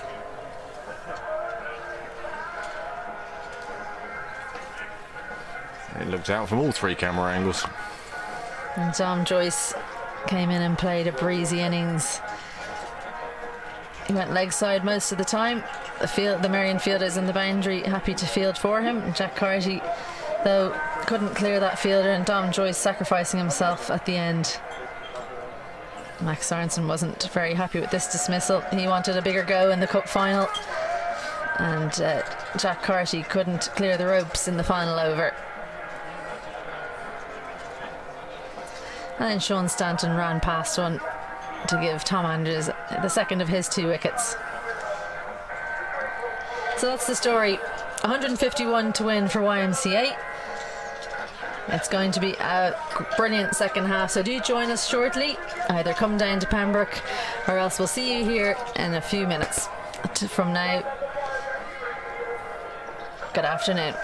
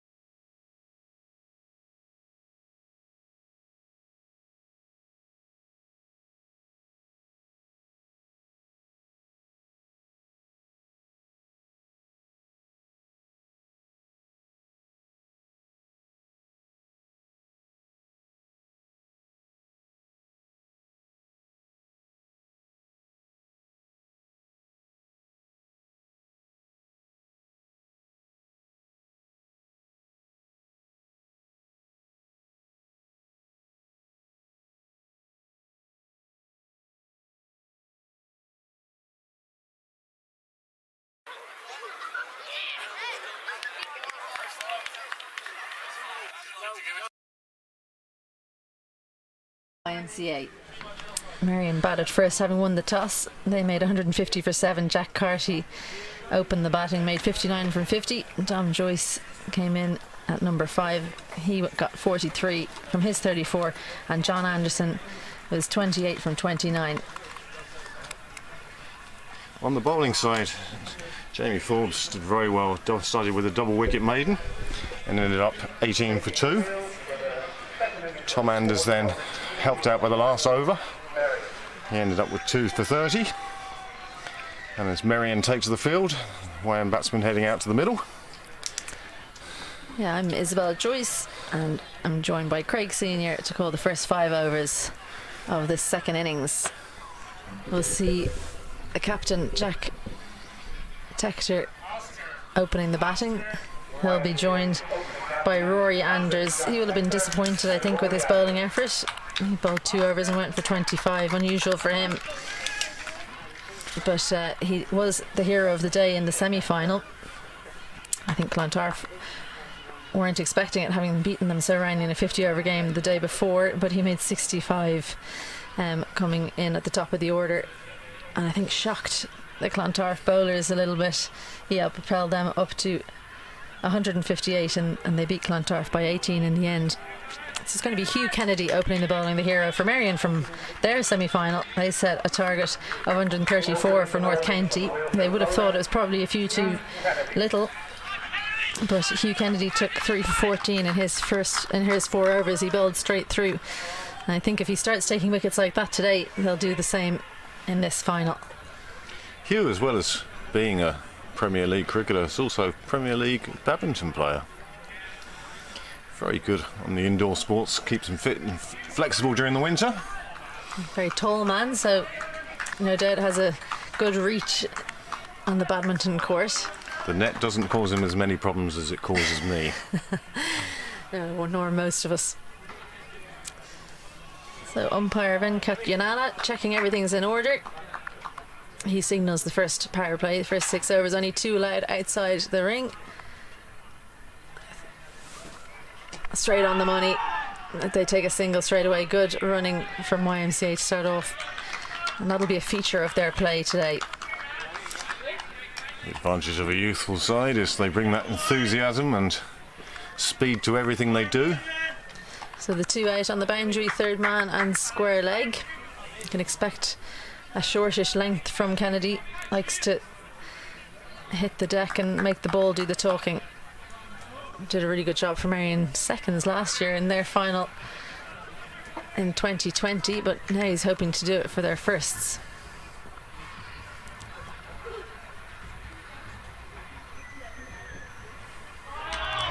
There's the length that we can expect to see. Rory Anders just having a look up to see if the umpire might signal a wide. Not really bowling to his field there. I think if he gets that again, Rory Anders will let the hands fly. Or alternatively, just cutting it down to third is an option for him as well if it's wide like that. A slip is going in. Hugh Kennedy says it's swinging. The skipper goes from mid-wicket into slip, so a really big gap in mid-wicket. Goes off the legs. Good hand from Max Sorensen. They're going to take on the fielder. Oh, they're not. Really good decision. Great throw from Grant Glutz on the square leg boundary.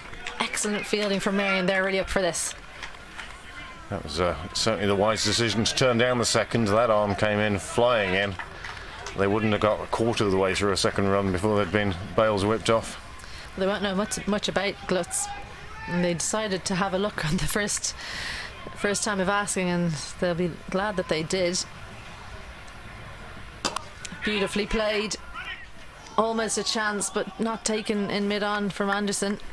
Just dropped short, and it's called a no ball. So it wasn't a chance in the end.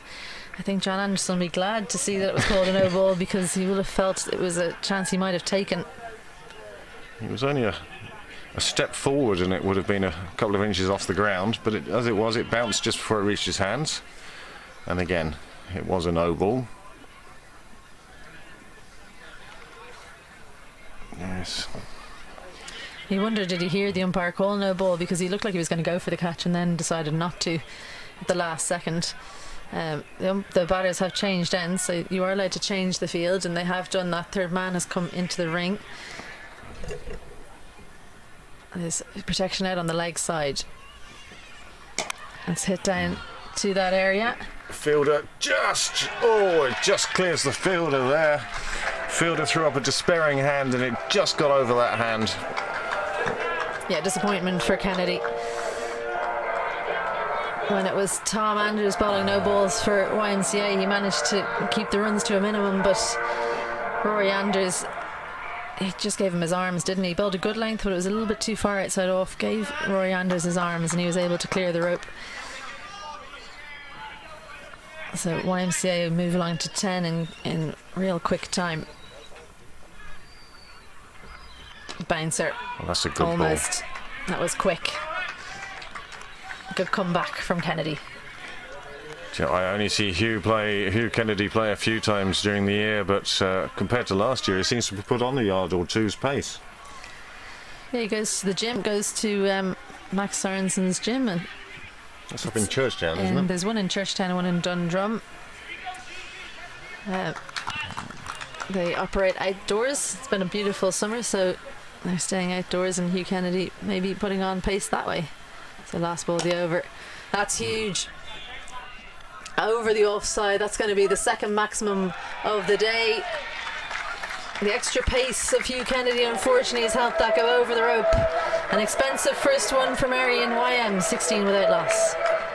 Well, that'll be exactly the start that YM wanted. 16 off the first over. It doesn't break the back of the challenge, but it certainly puts them on the front foot. It's a good ploy from YMCA, putting Anders up the top of the order. He's going to swing hard. If he comes off, they get really ahead of the game. If he doesn't, they've plenty of batters coming in behind. Would usually come in lower down the order in 50 over cricket.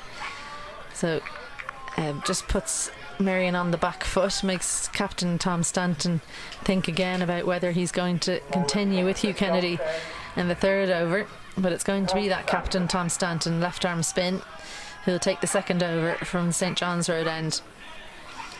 Well, the YM openers certainly enjoyed the pace of Kennedy, and immediately Merrion going to slow things down a bit, make the batsman work for any power off the bat.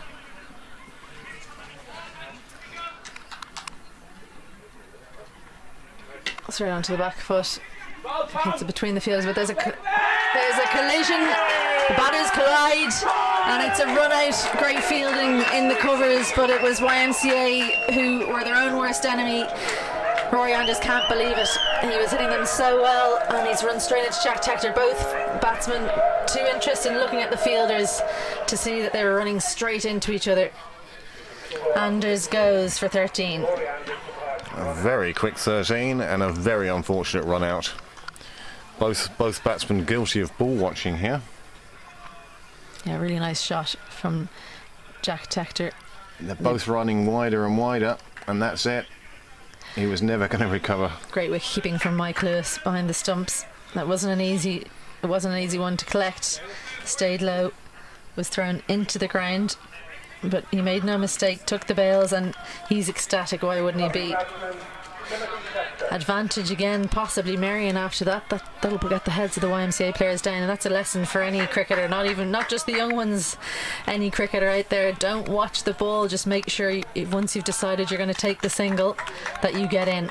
There's no point in watching the ball. They're either going to throw it in quicker than you get to run down the other end, or they're not. You just have to make your ground as fast as you can. And YMCA paying for ball watching. I'm sure coach Alan Lewis will be tearing his hair out. That's a coach's nightmare. It's going to be another Tector. Comes in at number 3. Tim Tector, youngest of the 3 boys, but not the youngest of the family. Alice Tector has that honour. Brilliant cricketer herself, and we'll no doubt see her playing in finals like this in the near future. But for the moment, it's Jack and Tim who'll look to be taking this game down. Good again from Michael Lewis. Hits off the pad of Tector. You'd have to think this is where most of the runs should be scored. We do have Curtis Camphor coming in later, Bobby Gamble can hit a big ball, but this is where the experience is. Nicely played. Oh, that's Head position from Tim Tector is impeccable. Beautifully played through the offside. managed to place that just with enough power to make it run down to the Sydney Parade 2 pitch. Well, it was left arm spin that was probably the most successful for the YMCA bowling innings. Glenn MacDonald took 1 wicket for 25 from his 4, and James Forbes really impressed, 2 for 18 with 1 maiden from him.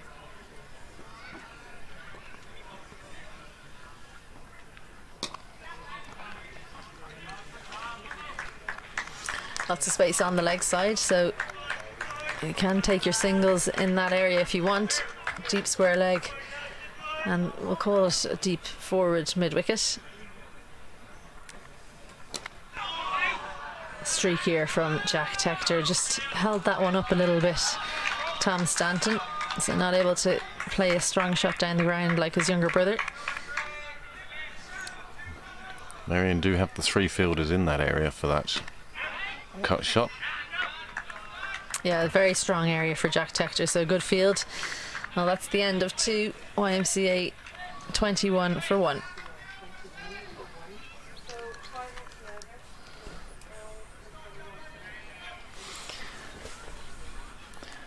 Well, 130 required now off 18.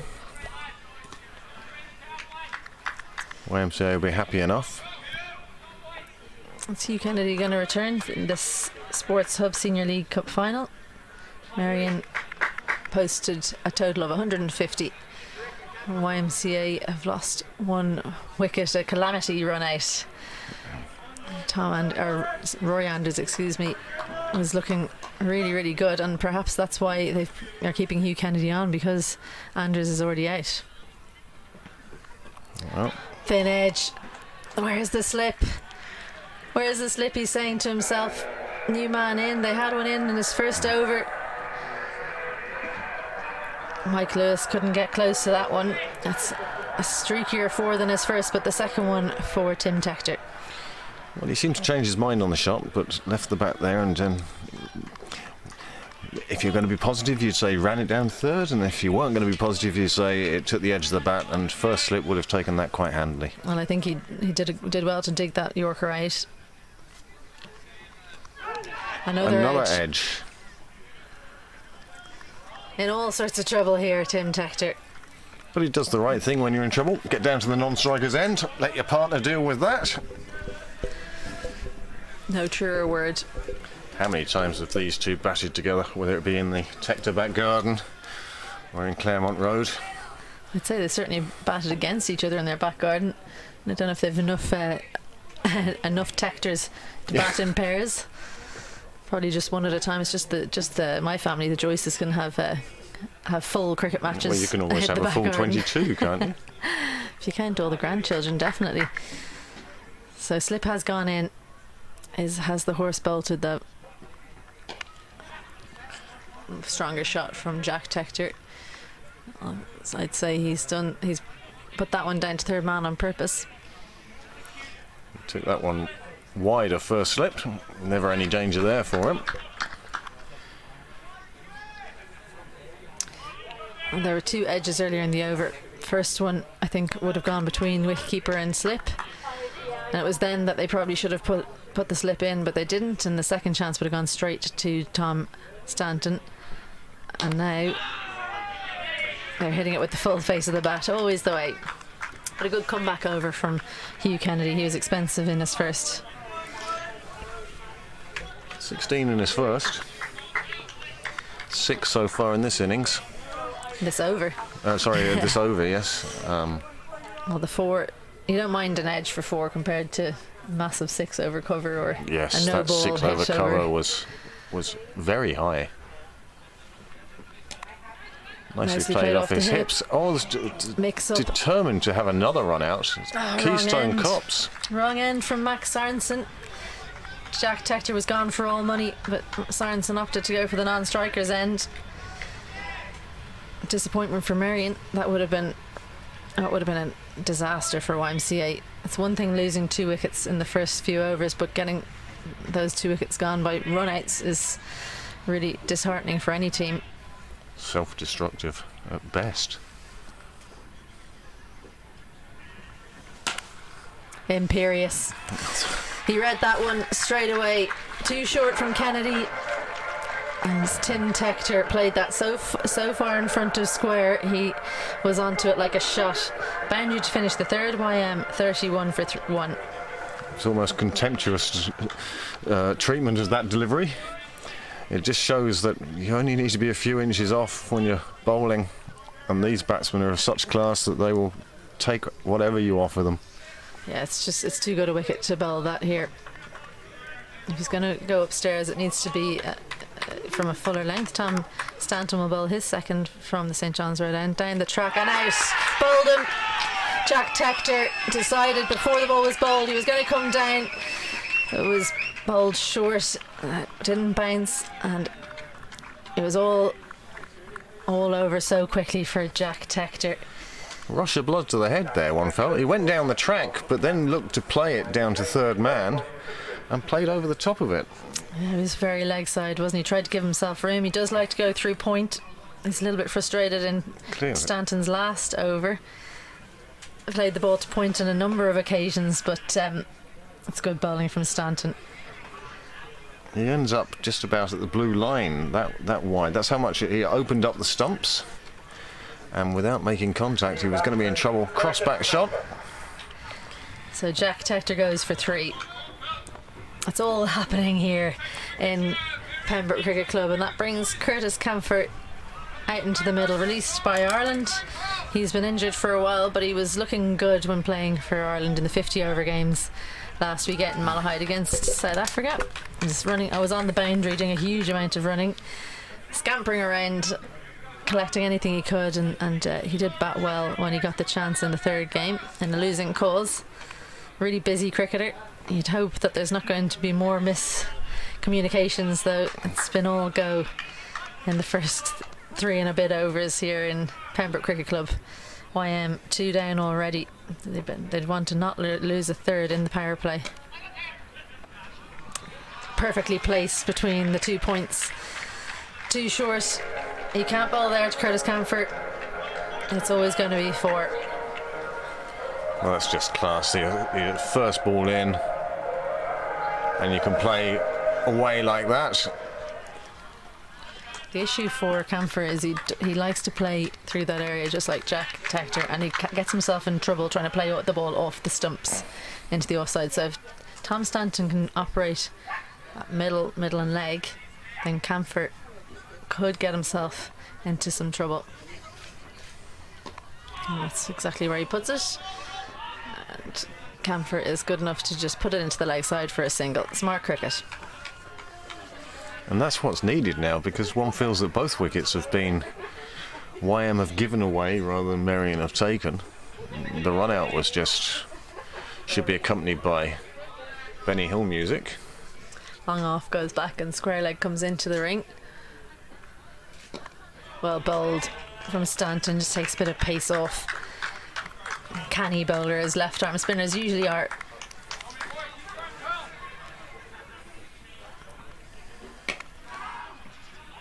Change in pace, bowls flatter this time. The field is set. 4 fielders on the offside, trying to take that cut shot away from Tim Tector.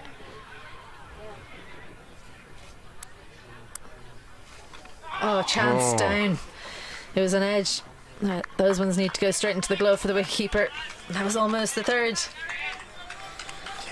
Very tough standing up there for such a thick edge to be taken by the keeper. YM would be delighted now. 4 overs gone. Score has moved on to 37 for 2. 124 off 17. Well, you can't look away at the moment, can you? It's just all happening. There's been a certainly couple is. of chances. A run-out chance missed. Max Sorensen chose the wrong end. A chance dropped from Michael Lewis. There have been edges. There have been huge sixes. And we've had 2 wickets. 1 bowled and 1 disastrous run-out. So James Hitchcock will replace Hugh Kennedy at the Willfield Road end. Bowls military medium, I'll give him. Away swing though, so I hope that they'll put a slip in place for him. Well, he's 13 wickets so far this season, one of the top wicket takers for this Merrion team. I took 5 wickets against North Kildare in the league game earlier in this competition. He has a good following here. Lots of supporters on the sideline that'll be cheering him on if he manages to take a wicket. No slip in place though. And a wide first up, just a bit of a loosener for the right arm medium pace bowler. The cover for them is on the leg side, long on and cow corner. So if you want to single, you can push into the leg side. Merrion will let you have it. But if you want to score a boundary, it'll have to be over the offside. And it is pushed into the leg side. They say push him. And another. Well, they're certainly looking for all the runs they can get, but again, the communication has to be clear, it has to be concise, and it has to be right. Well, one of the issues for them is they don't know that fielder down in Cow. That's Grant Klutz. He was the fielder that in the first over surprised them with a really good throw on the run straight over the stumps. So they didn't want to take him on again. Again, they push it into the leg side. They'll look for 2, but Klutz will make no mistake. Beautiful throw. A good option for Merrion having him out there. Really athletic hockey player as well. It's just bowled a little bit too straight. James Hitchcock bowling for the swing and hasn't really got any, so he'll need to just adjust his line slightly. Or his run up. Correct. This is bubbling up quite nicely now. Well, Merrion were 40 for 1 after their first 5. YMCA are 1 wicket further down than them. They could have been a further 2, but if they can get out of this over without losing another wicket, then it'll be even Stevens almost.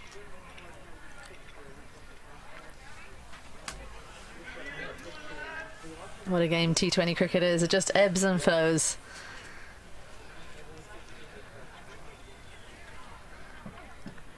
Driven again, but can't get it through the field. That's what happens when you don't have the extra pace. James Hitchcock, gentle medium pace, so you really have to put all of the pace on for him. Sean Stanton doing a good job in extra cover. Amish Sidhu is in mid-off. He's very wide at mid-off, which indicates how slow the bowling is. Instead looks to go leg side and take the single, get down the other end. It's been a good over from Hitchcock. Did bowl wide first off, but only 3 off the bat since then with 1 to go. So Craig, I normally ask Mark in the first innings what he thinks a good total is. Do you think 150 is it going to be enough? It's very tight to call and very much depend on the next 4 overs, I think. YMCA's run rate has certainly dropped off with the departure of Anders. So YMCA 42 for 2 after 5, and we'll hand you over to Sean Hussey and Mark Jones.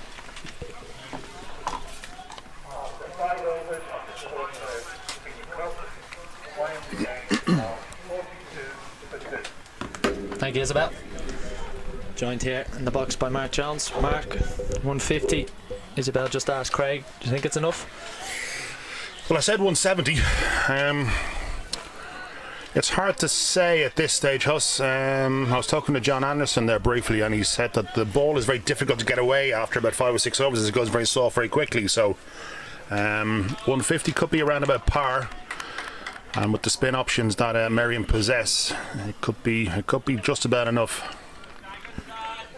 Well, here's hoping for a close one, eh? Like the big crowd down here in Pembroke at the moment. Dragged down and hit away. And that's all the way. Just all the way for 6. That's a poor delivery from Stanton. Last over the power play. We spoke about it in the first innings. And it started with a 6. I just changed the decision there to 4. I think I'm just bounce in front of the rope. I think that's... They're just checking it, but yeah, he did change the decision to 4. Change that to 4. Curtis Camper's just double checking. A few people there are signalling 6. It's gone down as a 4. Could be crucial come the end. Yesterday's winning margin was 2 runs. Yes, absolutely. Every run counts in T20 cricket. That's good running. Really good running. Camper seems to be a very busy cricketer, alright. First ball 4 stroke 6. Second ball just pushes into the covers and is Camper through for a quick single. Big partnership this, I think, Huss. I think these two need to get a... If YM are to prevail, they need to get them, certainly up towards the 70 or 80 mark. They are ahead of the rate. So they don't need to do anything. I think they need to just push away and wait for that boundary option. These two have a lot of boundary options between them. That's what makes them such excellent batters.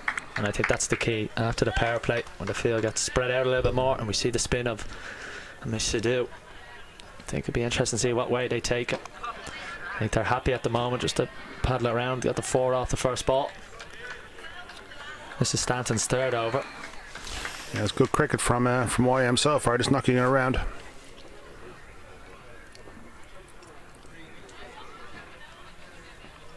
Flatter and pushed in. Quick running. Direct hit. Whoa, might have been close. Direct hit, I think, would have been very close there, Huss.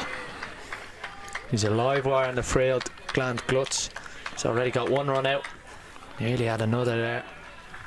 But in the end, YM keep pushing the singles. Last ball of the power play. 50 for 2 for YM. Well, I think they'd be happy with that. Got off to a great start. 16 from the first over. Short. Oh, dragged down. Beats everyone. It's going to be a chase for Max Aronson. It is great stop from Max there, just pulling that in just before the rope. The old veteran diving full length. Very fit man is Max.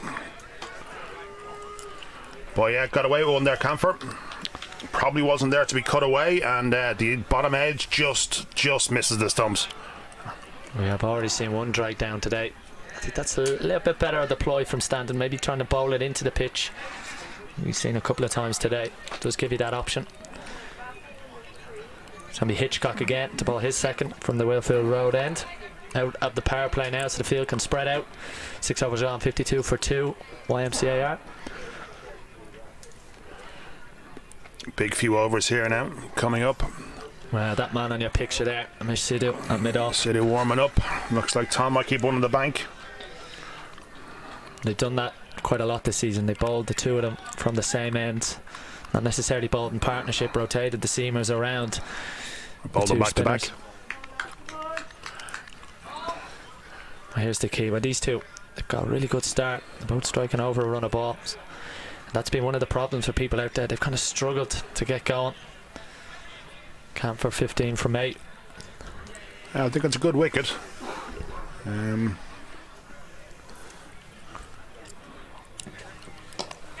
Just push. They're going to run 2. They're going to try. 2 in this. Very good running. Very good cricket there from Tim Tector. Saw there was a massive gap there in the mid-wicket area, so he just nudged it in and was able to get it comfortable too. Very clever. Very good running. That's like a mini victory to YM. Like I said, with where their run rate is, they don't necessarily need a boundary. But 2s, that's a mini victory there. Field has to come in slightly. And it's just pushed down the ground. Now towards us. Yeah, nicely played.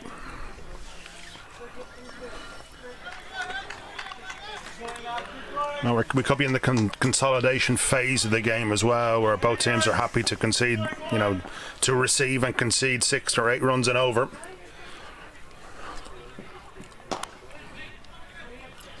Wickets are going to be key at the back end of this. Just pushed down the ground then, well fielded by John Anderson. Flick back to the bowl, another 1 to the total. Good crowd building here at the Sports Hub Senior League Cup final between Merrion and YMCA. We've no Wasp, but I presume if there was one, you'd be fancying YM, especially with these two. Can bat long. Good dot delivery. That's what Merrion have to build the next 14 overs, 13 overs or so. And build it on dot ball, try and build the pressure, force a shot out of one of these two. Yeah, I have a feeling though YM might have a little bit of a soft underbelly as well, but maybe a bit of a long tail today. Certainly an inexperienced tail anyway.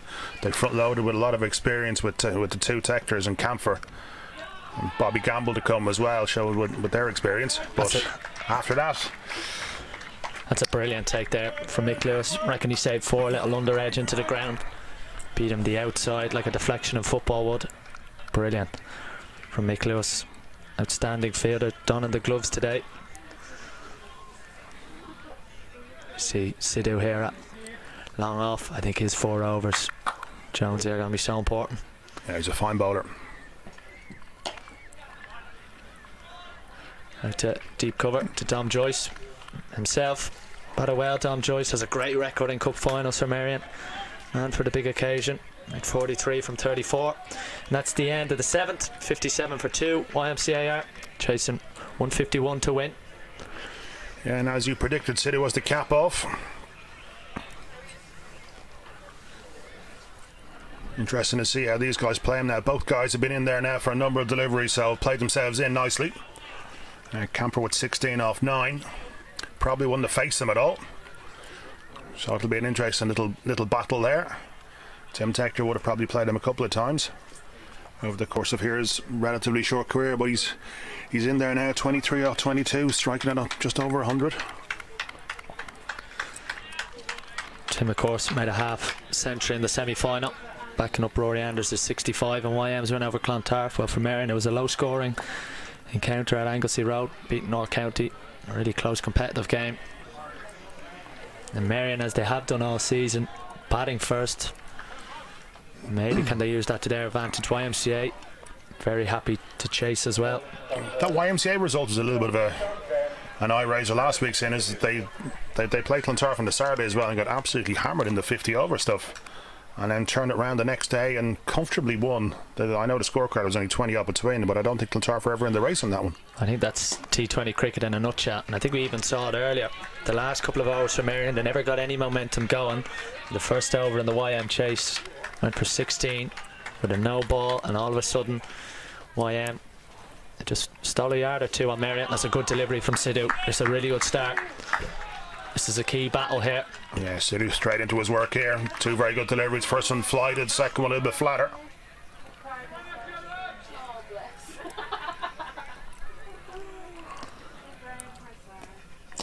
Played. Good field, and Sean Stanton at extra cover. Just making that area his own. Took a brilliant catch last week. Again, a little bit of flight. Seems there's any turn there. I'm not sure if there is a whole pile of turn out there. Oh, that's a beautiful delivery. Just as I say, that one, that grips a little bit. Probably just straightened. Past Tim Tector's outside edge. Well, it's funny, both sides have 2 left arm orthodox bowlers in their sides. It's not often you see that. It isn't. But it does help bowling to the right-handers, maybe trying to take the ball away from them. I think Sean Stanton at extra cover, and he could be in the game here. Let's just push down, be the first run from Sidhu's over. It's a fine start from Sidhu, offering no width at all. A little bit of turn, a little bit of air, feeling it out. Camphor's first ball now. It'll be interesting to see how he tries to play him. Does he come at him? Does he sit back, try and play him through extra? He's good on the sweep, Camphor. And they'd be sweeping against any spin if there is one. Just plays it down the ground. Good start from Sidhu. Yeah, foolish delivery. Not much more he could have done with that one. That'll be 2 from Sidhu's over. That's a good over for Merrion. They're going to need a couple of them. 8 overs gone. YM are 59 for 2. Yeah, very good start from Sidhu. And there's another game on up the road, I believe, up in Stormont at the moment. South Africa won the toss there and elected to bat, and they're currently 20 for none. But the big news from a Leinster perspective is that Ben White is making his Irish debut today, so good luck to Ben and to his entire family as well. Great occasion, making your Irish debut, so from all of cricket Leinster, we wish him all the best. Absolutely. As you can see the scorecard, Ben White played an awful lot of cricket with Phoenix, and that's played into the leg side. Bit of work to do for Jack Carty. That's brilliant fielding. Oh, it could be a run out chance as well. No, that's brilliant. Outstanding. There's a little Merrion conflab around them, and they're getting a bit of a hero's welcome. Yeah, I was saying to Izzy at this in the first innings that he seems to be a bit of a cult figure over there. Well, he has a thing, Jack. When he has a burrito before a game, he normally gets runs.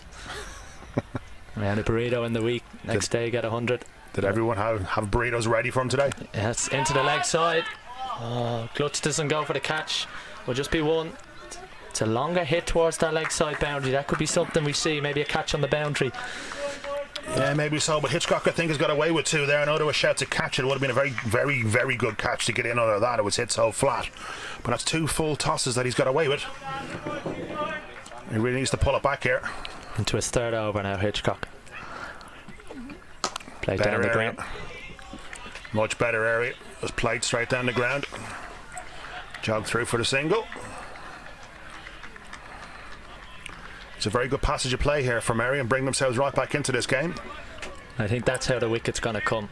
I think these two excellent batters are going to have to get a good delivery to get them out. You can build the pressure, make them play a shot that they might want to hit. That's a really good shot down the ground, in the gap for 4. Just beats long on. I think that's the pace of Hitchcock. It's a little bit slower. Camphor got down on one knee. That's his strength. Yeah, it was a bit of a slap that he played at the end. He was probably looking to get under a bit more than he did, but the ball just not coming onto the bat, and he adjusted well though, was able to get it down to wide long on for 4 runs. A much needed boundary for YM as well at this stage of the game. 8 from the first 4 deliveries. Hitchcock's 3rd. And that's really good running. It's a good comeback though as well from Hitchcock. Really good running. Good cricket all round. Good comeback, nicely played, well fielded.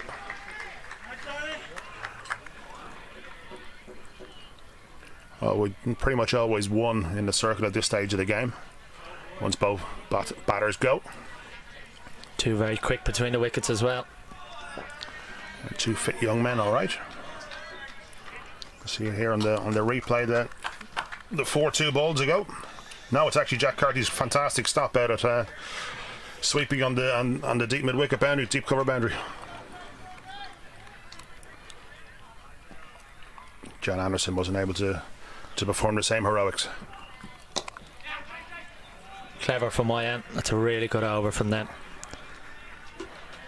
10 from it with the minimum of fuss, and after 9 YMCA 69 for 2.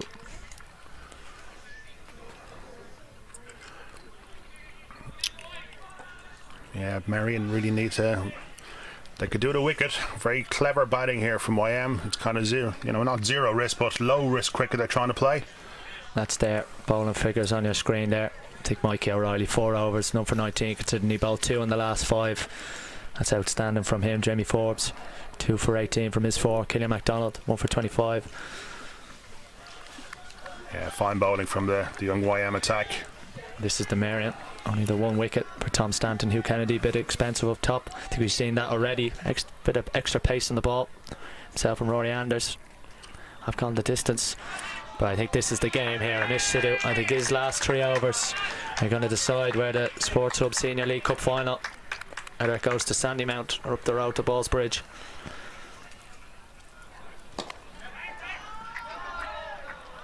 Nicely bowled, nicely played as well. Just played back towards the bowler. Came off Curtis Camphor's bat. They jogged through for 1. They couldn't get out of the way of it there. Yeah, I think you're exactly right here. It's I think Sidhu holds the key both for both teams. In the air, out towards Dom Joyce. Oh, he just can't get a hand on it. Or he got a hand on it. Would have just died on him on the way there. That's a big chance. Curtis Camphor dropped on 25. And when you look back at the game, and we look back yesterday, Orla Prendergast dropped first ball. You just can't afford to drop catches in cup finals. I think I might give Dom the benefit of doubt and say it didn't carry, but it was very, very tight. Wouldn't mind seeing a replay of it. But judging by Dom's reaction there with the throw in there, it did carry. Dom not one to hide his feelings. You can see it here in the replay.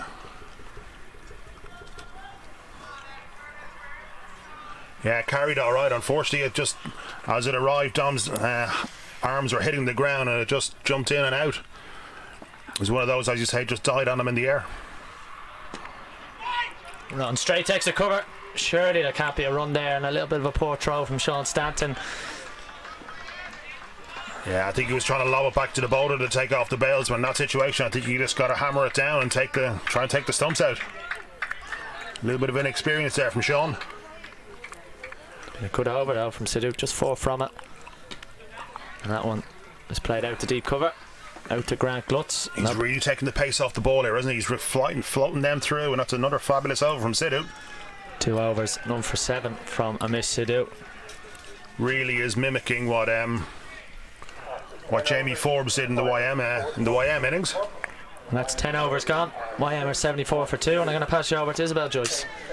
Merrion were 80 for 3. Yeah, thanks, Sean. The game is finally balanced with 10 gone. They're halfway to the total. It was all happening in the first 5 mark. I know you weren't on the mic, but you were no doubt watching. And it was a bit of panic stations from YMCA. They've calmed down a little bit now. Yeah, I was just saying to Sean there that it's this is the crux of the game. From when I came on the mic at over 5 to over 12, over 13. The game can tend to meander either way, and at the moment it's kind of meandering more towards YM. But Sidhu pulling it back quite nicely for Merrion, so evenly poised still. Max Sorensen into the attack, and straight away a boundary off his first ball. It goes between backward point and third man, who's zipping the ring. Bit of a teapot from Max first up there to come off a bottom edge maybe, and straight on. It seems like an angry man today, doesn't he? He wasn't happy when he was out batting, which is understandable. A run out for 1, and not happy with that first ball. It's very frustrating when the batters do take singles like these 2 YM batters have. They're taking on the fielders that should be cutting off the ones. Strongly played, but protection. Chance went down the last over. You feel it should have been taken, Mark? Yeah, it was one of those where Dom got himself into a good position, but the ball just died on him as it was arriving, which meant he had to dive forward for, and at the same time the ball arrived, I think his arms hit the ground and it popped in and out. Yeah, I think there's very actually frustrating. a breeze across the ground that probably held that up. Yeah. That you can't really feel when you're standing in front of that hoarding. He's bowling to his field here, Max Sorensen.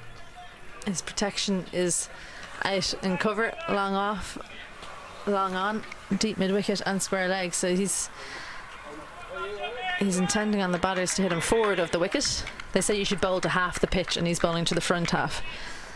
That's why he was so unhappy with that streaky 4 backward of point. It normally doesn't take much to get Max terribly unhappy on a cricket pitch. Funny, he's such a happy-go-lucky guy off it.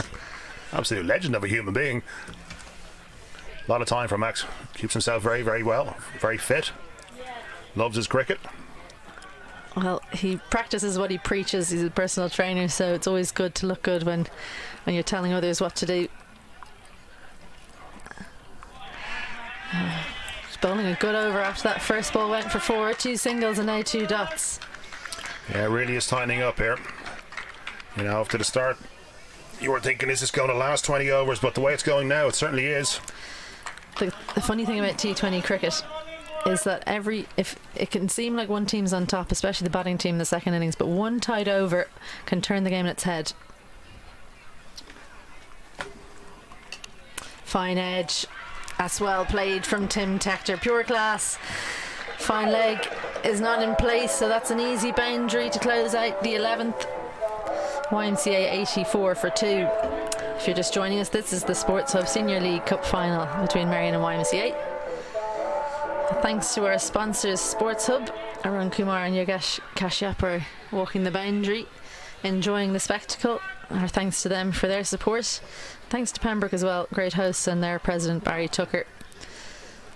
Dale McDonough has prepared a fantastic wicket for everyone today. Great batting wicket and quick outfield. Tough for the bowlers. And thank you to Philip Byrne for the catering, and of course Niall Walsh for a superb live stream. So 9 overs to go for Merrion to bowl some fantastic off spin, hopefully, or left arm slow spin.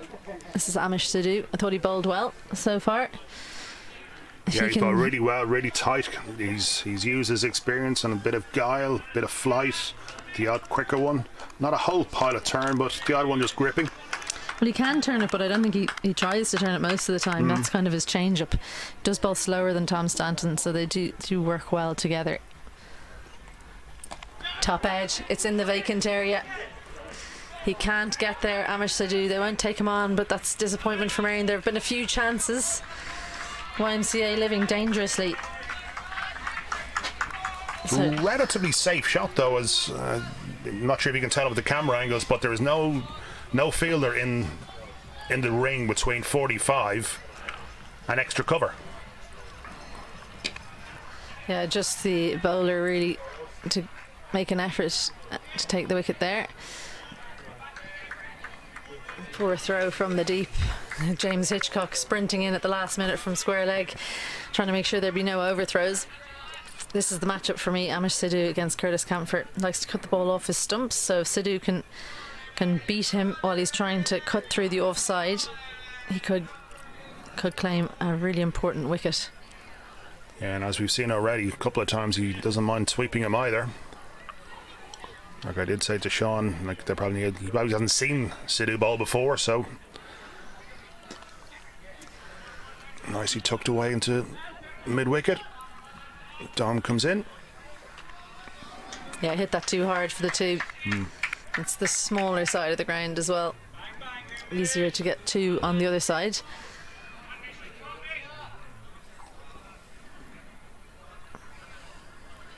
Lots more flight, but good positioning from Tim Tector. Got his head right over that one. Jack Carty almost looked to misfield, but did well in the end. I made up for with a bullet arm as well. That's the problem when you think of club games that no one really backs up. If they're not in the circle, they kind of forget that they have to move around. Almost snuck under the bat. Very nicely bowled from Sidhu. Very nicely bowled. Drew Camphor forward. He ended up pushing at the ball. He's lucky he hit that into his foot, or it could have been a chance. Flatter and Sidhu doing well off his own bowling. That's another fabulous over, is he? Yeah, great over, 4 from it. 12 gone, and YM 88 for 2. He's certainly keeping Merrion in the game at the moment. Both batters are really struggling to get under the way, aren't they? Yeah, well, 63 to get from 7 overs. It's by no means an easy feat. As we so often see, these middle overs quite tight. When the fielders go out, sometimes it can be difficult when you've been batting inside the first 6 to find the boundary. And a few dot balls, you suddenly find you're a few overs gone and not too many runs on the board. The Max Sorensen, I thought he bowled well last over, but managed to go for 2 fours, just a thin edge, and then I took a fine shot past fine leg. He's hit that one backward of point. That's going to take on his throw. Chance and gone. What a run out from Joyce. Despair for Tim Tector. He's staying on the ground for a while. He can't believe what he's done. Really good quick release from Dom Joyce. That's the wicket they wanted, the wicket they needed. YM 88 for 3. A suicidal second from Tim Tector. I don't think he was ever in the race there as soon as Dom picked it up cleanly. We all know Dom's a bullet arm, and he threw it in flat and straight over the top. And Tim, I'd say in the replay, probably sees about a yard and a half short. Huge wicket, huge moment in the game, I think is. Yeah, they'd given him respect actually. In the previous 5 overs, we saw on a number of occasions they could have taken him on. They saw who it was and decided not to take it on. I'm not sure why that was the time they decided to do it. It was a difficult piece of fielding. Going to his left, he's a right arm fielder, but he played a lot of international cricket, takes pride in his fielding, Don, and he's played in a lot of finals. Did really well to just do every single bit at a time. You say, as it goes off the bat, I think he wanted to, but Joyce comes around it. It's going flat along the ground. Couple of steps, made sure that he threw it in flat, got the bounce in. Michael Lewis collected and was nice and close to the stumps. He made no mistake. Easy decision for umpire Steve Wood. That brings Bobby Gamble to the crease. Bobby supporting the pink pads today. Everyone else seems to be in the navy. Well, which do you think is better? I think I'd be going with the pink myself. I'd go with the pink as well, yeah. I think Looks it ties in better with the kit, doesn't it? Yeah. Max Sorensen to Bobby Gamble.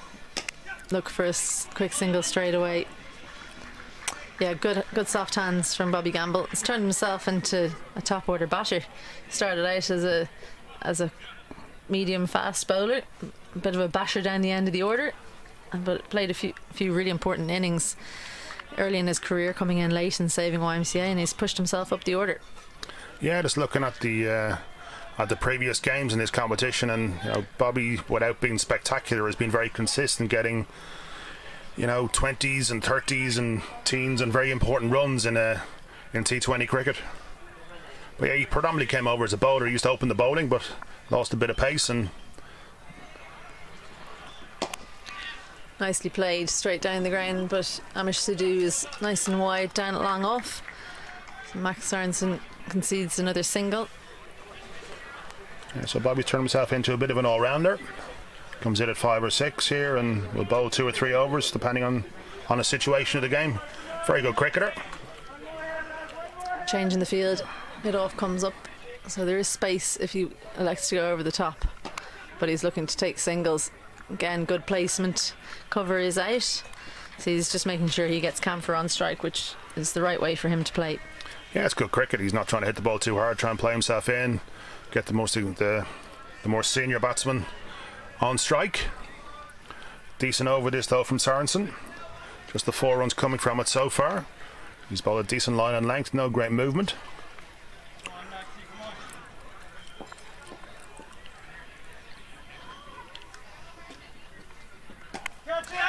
Goes high, chance, and taken on the boundary. That's the one they wanted.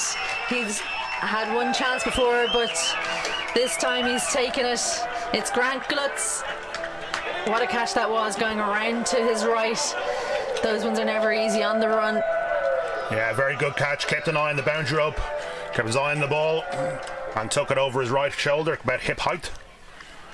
Camphor be kicking himself there though. The ball was right on the slot, right on the arc to be put away, and just got under it a fraction. Didn't get enough on it, and very nicely taken by Glutz in the deep.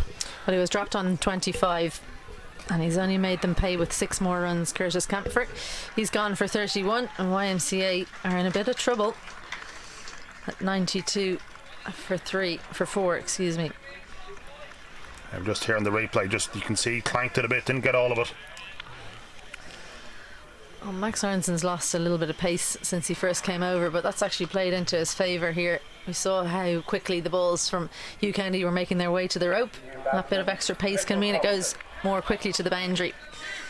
You have to put the pace on for the likes of James Hitchcock and even Max Sorensen. And he was hitting to the longer boundary. Yeah, and I was just saying earlier on to Sean, I was talking to John Anderson there, and he was saying that the ball gets very soft very quickly, so that only adds to the pain point. As Mitchell Thompson comes in to replace Camphor. Last one in Max Sorensen's 3rd over. Fine spell so far from the former Irish international. Yeah, 1 for 14 so far. Run out as well off this over. Straight into the leg side from Thompson. They're looking for 2, but they won't take on the throw of Glutz. Nicely played though, nicely played. Merrion back into this, 13 overs gone. YMCA 93 for 4. It's a funny old game cricket. A couple of overs ago it looked like YM would canter to the finish, but whenever you're chasing anything more than 6 and over, 1 or 2 tight overs or a wicket or 2 down, and you find yourself in trouble very, very quickly. Very much so, and especially in club cricket as well. A lot of clubs wouldn't have the depth. With guys coming in at 6, 7 and 8 who, on their day, they might be able to clear the ropes, but not consistently. So YMCA are going to need one of these guys now to come off, a big over and the tidal shift again. And no surprise that Amish Sidhu will finish out his 4 overs. He's been fantastic. Hasn't taken a wicket, but he's gone for just 11. So taking wickets at the other end, really putting the pressure on so that they have to take on the other bowlers. That might be what forced that shot from Curtis Camphor. We're seeing a change in the field. They'll operate without a 45. Max Sorensen is going into mid-wicket. Protection out at long on, deep mid-wicket, deep backward square, and cover, as well as long off. Well bowled. It's a good change in the field, in my opinion. It makes the batter think a little bit harder about it. You know, it's going to be a big risk to try and lapse it with the pace that he bowls at. You need to put some base on the ball. Goes for the reverse, but there is a fielder there. A strange choice for Mitchell Thompson. The gap was at 45, but he opted to try and beat short third man. Yeah, it's a bit of a strange. Maybe it's the line that Sidhu was bowling. It would be difficult to get it across the 45.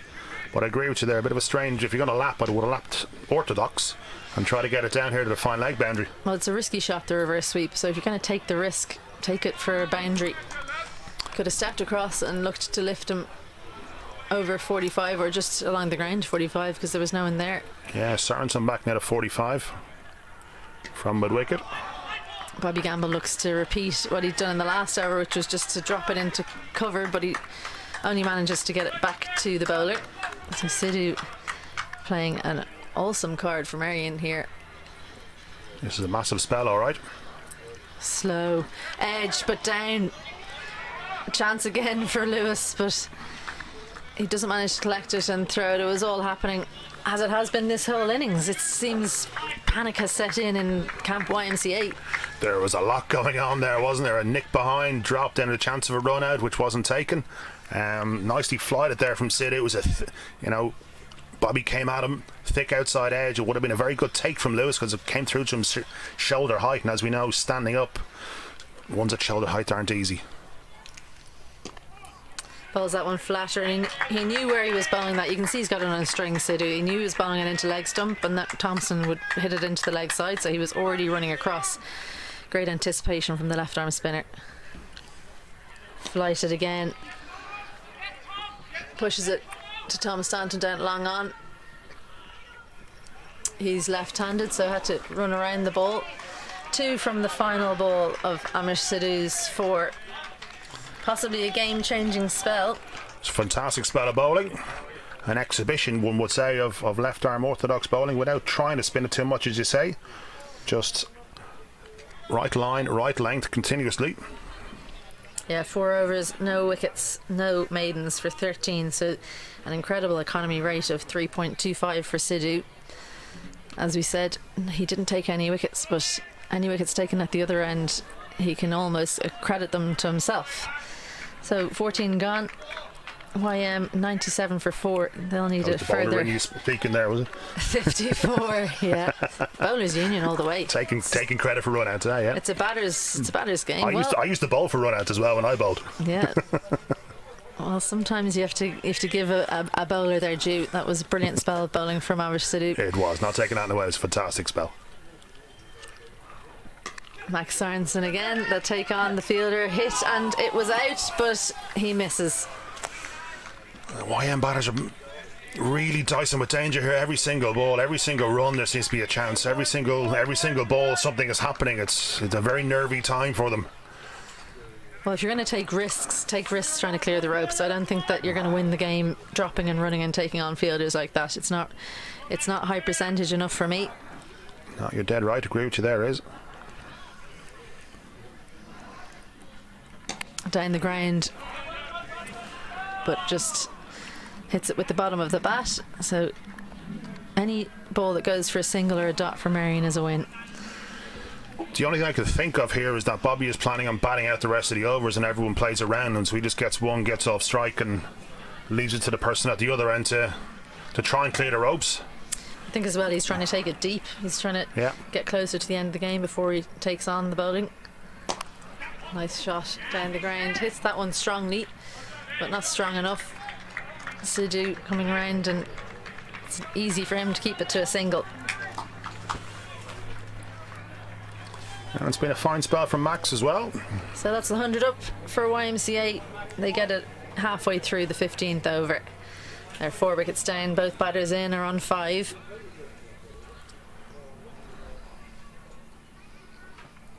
Again down the wicket, plays it off the hip, and they won't be able to get back for 2. He hit it too well.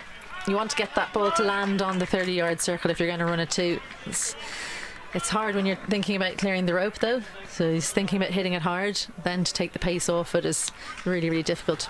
It is a skill in itself, all right. One which your brother was very good at, Ed. I remember him playing a couple of shots like that where literally just placed it or hit it hard enough to hit the 30-yard circle.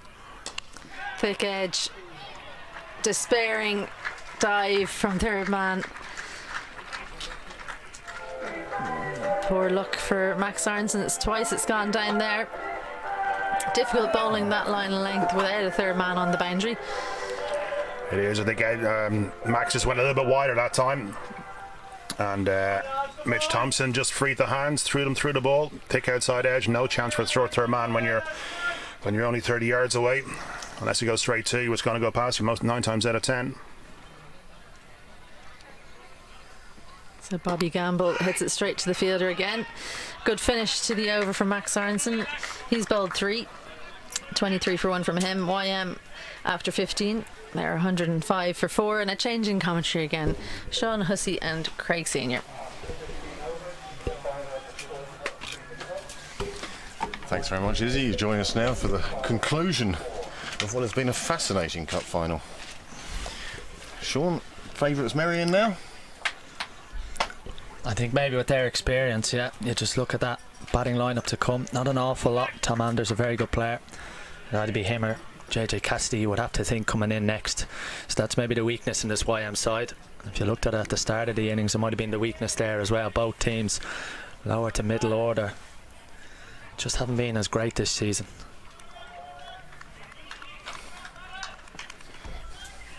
There you can see the bowling figures. Where are we going to get the next 5 from? I think Sarenson's got 1, Hitchcock 1. I think we're going to see all of those 5 bowlers bowl their full complement. They're going to run for 2 here and take on the arm at Dom Joyce. It's good running. Might get 3. No, good fielding by Sean Stanton.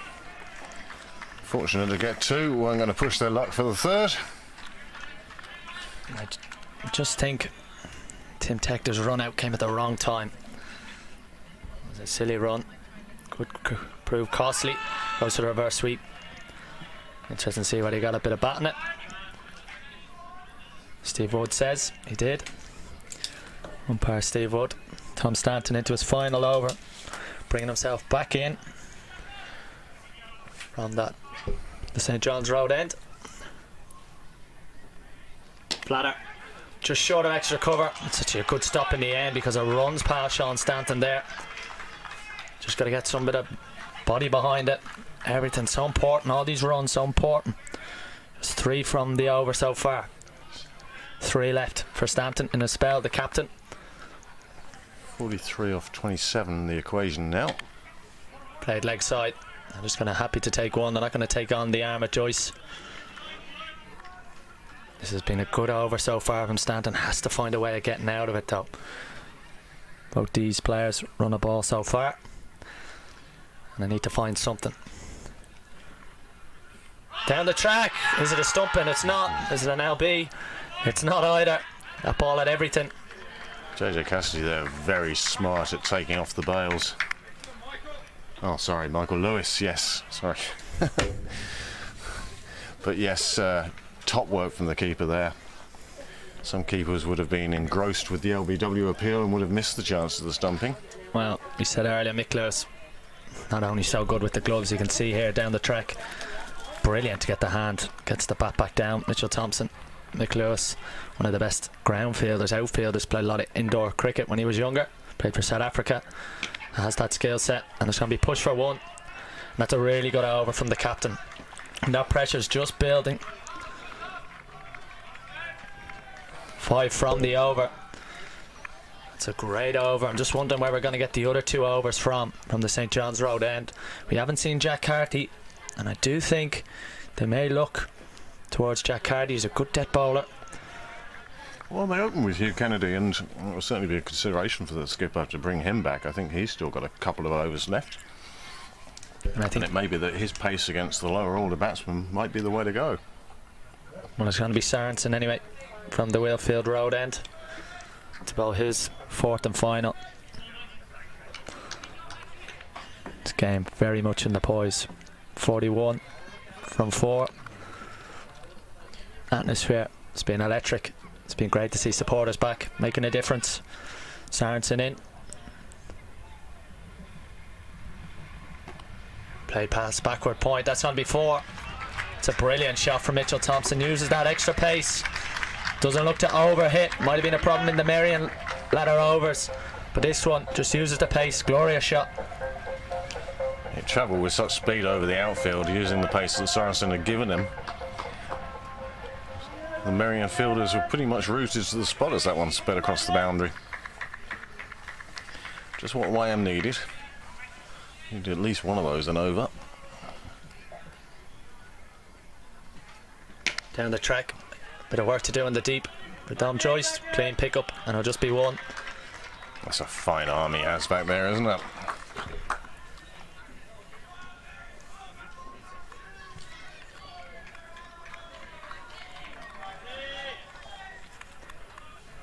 What a thrilling finale we have in store to the Sports Hub Senior League Cup final. Brilliant finish yesterday.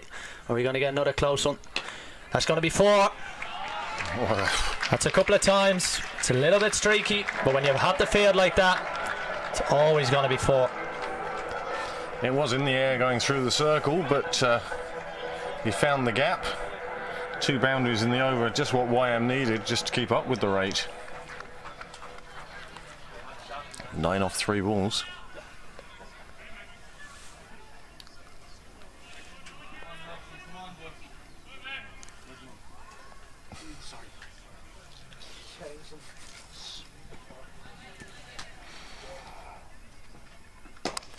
Oh, dropped. Very difficult chance. Might have actually saved a few runs, Sorensen. We saw a brilliant cotton ball yesterday. Nearly had another one here. Hit so hard back at him, but crucially, that's a top ball for Merrion. Could have been a wicket. Hit so hard back at Sorensen. Got a good hand on it, just didn't stick. Did well to get his hands to it, and certainly saved 4 runs there. 2 balls left for Sorensen in his 4. Down the ground. Bit of work to do for a Sidhu. Does it well. Very good fielder. Throws it right armed. Bowls it left armed. Amphibious.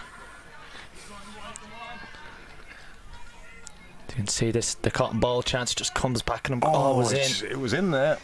It just shook itself free. I think this could be another big moment in the game here. Mitchell Thompson and Bobby Campbell, about 15 from 13. Third man has gone back. Where are they bringing the fielder in from? A little bit of discussions going on here. Sorensen wants mid-off. There we go, mid-off. In from long off. I think that's an interesting decision. If you're going to bowl it outside off, you want 2 out at cow, 1 square. That's well bowled. Finds the block hold. Super delivery that. That's a brilliant end. Last 3 balls of that over went for just 1. First 3 went for 9. Gets out of that over. Still a good over for YM. They're edging closer. 31 now needed from 18. Who's going to bowl this? It is going to be Carty. The hat's off. And he has done this a lot for Merrion this season. It's a difficult task. He's going to bowl the last 2 from the St. John's Road end. I have a feeling it's going to be James Hitchcock's going to bowl his 4th from the Willfield Road end. That will be the 19th over.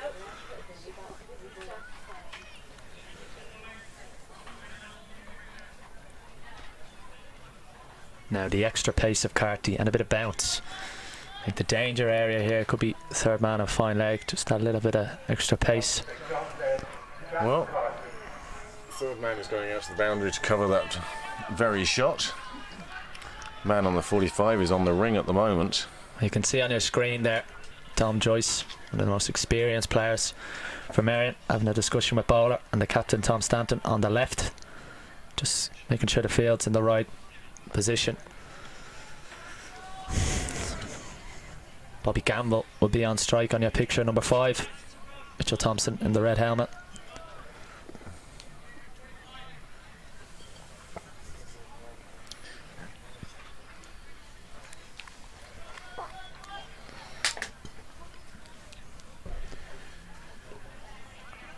Square leg has come in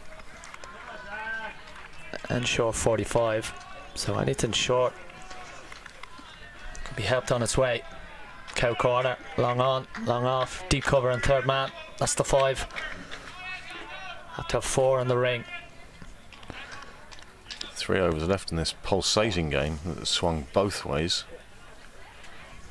And now leaves us with the equation of 31 off 18. Cardi, 59 with the bat. Can he deliver with the ball? And a start with a single, straight to point. Merrion won't mind the single.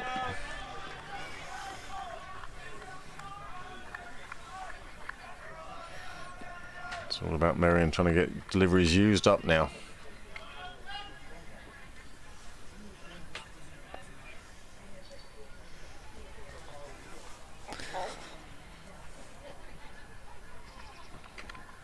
It's going to be a dot ball. Brilliant from Mick Lewis behind the stumps. That is a super piece of keeping. But 1 off 2 balls. That's invaluable. That is. That just keeps the momentum going. That could have easily just trickled past the keeper, and it runs away down towards Willfield Road here at Sydney Parade. Dale McDonough and his ground staff of the place in tremendous order. Here's Carty. Thompson down the track, straight to backward point, and it's a brilliant catch. That's a super catch. Well, Max Sorensen, he's dropped a couple of catches on Merrion's road to the final. He's taken a big one here in the final. Thompson down the track. That extra bit of pace from Jack Carty. He is the lucky man for Merrion. They've rolled the dice, they've given him a ball, and he's taken a massive wicket. And again, crucially, it's a dot ball. So 1 from 3 deliveries Carty's bowled. Here it is on the screen, down the track, uses his hands. Slapped square. You can see Coach Nicky Kenny in the background. Max Sorensen has dropped a couple this year. He's worked hard in his catching. He takes a really good catch. Look what it means to Jack Carty. There you see, diving forward. That's a brilliant catch. Gets his 2 hands underneath it. It was dying on him. He had to go down. He had to dive for that. New batter for YMCA. I think that's Tom Anders. Be interesting to see if those Bobby Campbell crossed. Could be one of them sneaky ones. That's a brilliant catch though from Max Sorensen. The game is right in the melting pot. The scales are certainly tipping in Merrion's favour, but as a result of Merrion's work, they've bowled well and the fielding has been top notch. And catches like that from Sorensen, well, the cliche is catches win matches. Good example of it there. Well, T20 cricket has its own nuances. We've seen a load this weekend, the last over in the power play, how crucial top balls are. That one just dies. It's going to be a bye. A bye's okay for Merrion. That one just keeping a little bit low. Through to Mick Lewis. It's good bowling from Carty though. It's going to be a bye signalled by Steve Wood, the umpire. In fact, one has to say the umpires have done top work in yesterday's final and today's. The mere fact we haven't mentioned them that much would show that they've not been anonymous. I don't think anyone could ever accuse Steve Wood of being anonymous, but they've quietly gone about their business and no controversies, no problems. Everything dealt with efficiently. And thanks to them for providing that service. Full in the block hold, just padded to extra cover. It'll just be 1 again. 1's good result. That's a fabulous delivery from Jack Carty, right up in the block hold. There's going to be 1 ball left in this over. What an over this has been. 3 runs and the big wicket. This is a crucial last delivery. This is all about delivering your skills. That's a wide. It was a late call by Steve Wood. He is known for his late calls, but it looked a fair one. I think rather than late, he'd prefer the word considered.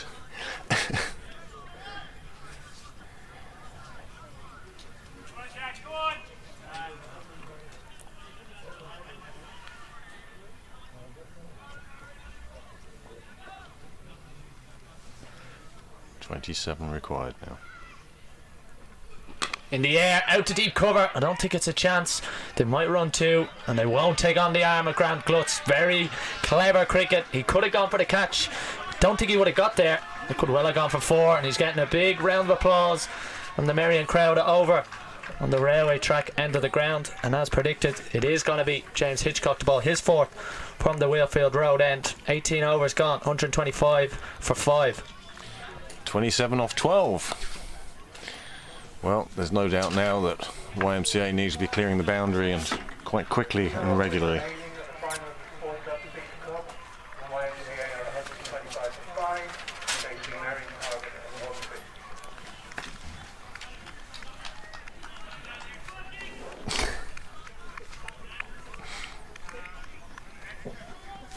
Big discussions now. The talking heads there. Bowler, captain, experience. Decisions made, players placed. Well, there we go. 26 from 12 deliveries. YMCA 125 for 5. Maybe Bobby Gamble on strike. I think a lot of the YMCA hopes rest with him. 3 out on the offside. Third False man. start. Deep cover, long off. Cow corner and long on. So it has to be full. Hitchcock on this very ground last year. Just a brilliant final over in the Tulane Cup semi-final. Can he deliver one here? That's a brilliant Yorker to start. Good fielding by John Anderson. Will just be one. It's such an important skill. It's why everyone practices it, because you just cannot hit a Yorker like that. Just can't get under it, can you? It's very hard to get any power on it. This sort of back-breaking delivery. And I think it's very important for YN. They've got to try and maybe use their feet. Anders, can he get down on one leg? Can he try and flick it over? 45. Hugh Kennedy, big tall man there. But there's runs to be had. John Anderson at deep square. Hitchcock back in. He goes on one leg and he hits it for 6. That's a massive shot. Well, it was predicted. And in the slot. And Anders is keeping YM alive here.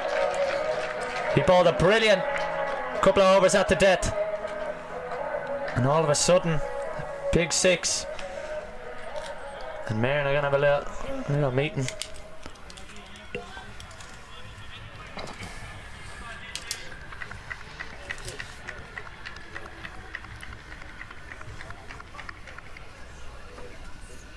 Look at that on your screens. That's a big hit. Cleared the rope and the spectators. Jack Carthy Appreciation Society are here. They've just found the ball anyway. It took a while to find the ball. I think it slid under the covers over there. Great to see the covers so far away. Obviously not going to be used today. Cracking day. So what does Hitchcock ball now? 19 from 10. I think you called it right the first time. Up into the block hole. I think you try anything short, the batsman's going to wait. Yeah, and I think Anders knows he's got a plan. If it is full, he knows what he's doing. Let's see. He goes for the reverse lap. Just hits it to point for 1. Good result for Merrion. 8 from the first 3 of this over. 18 from 9 now required. It sounds like a lot, but let's be honest. 3 6s would do it. This is certainly going down to the last over. Another cracking final for Leinster. Cricket Leinster. They'll be delighted with the closeness of the results. Cross the stumps to square leg. They're going to run one. That is the option though. That's the shot to play. Square leg is in the ring for Bobby Gamble. Fine leg is always in the ring. And he goes out for Anders. 17 from 8. I think you're right, Craig. It's been a brilliant couple of days here.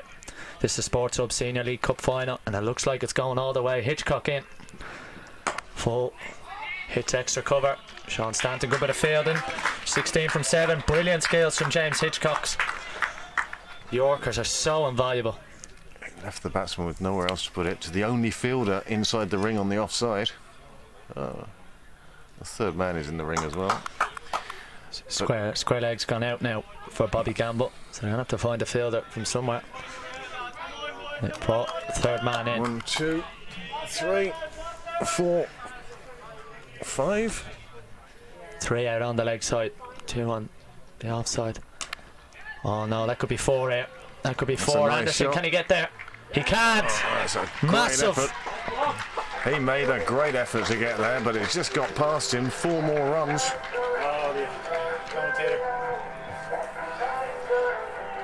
So, Going all the 12 off way. the final over. 12 off the final over.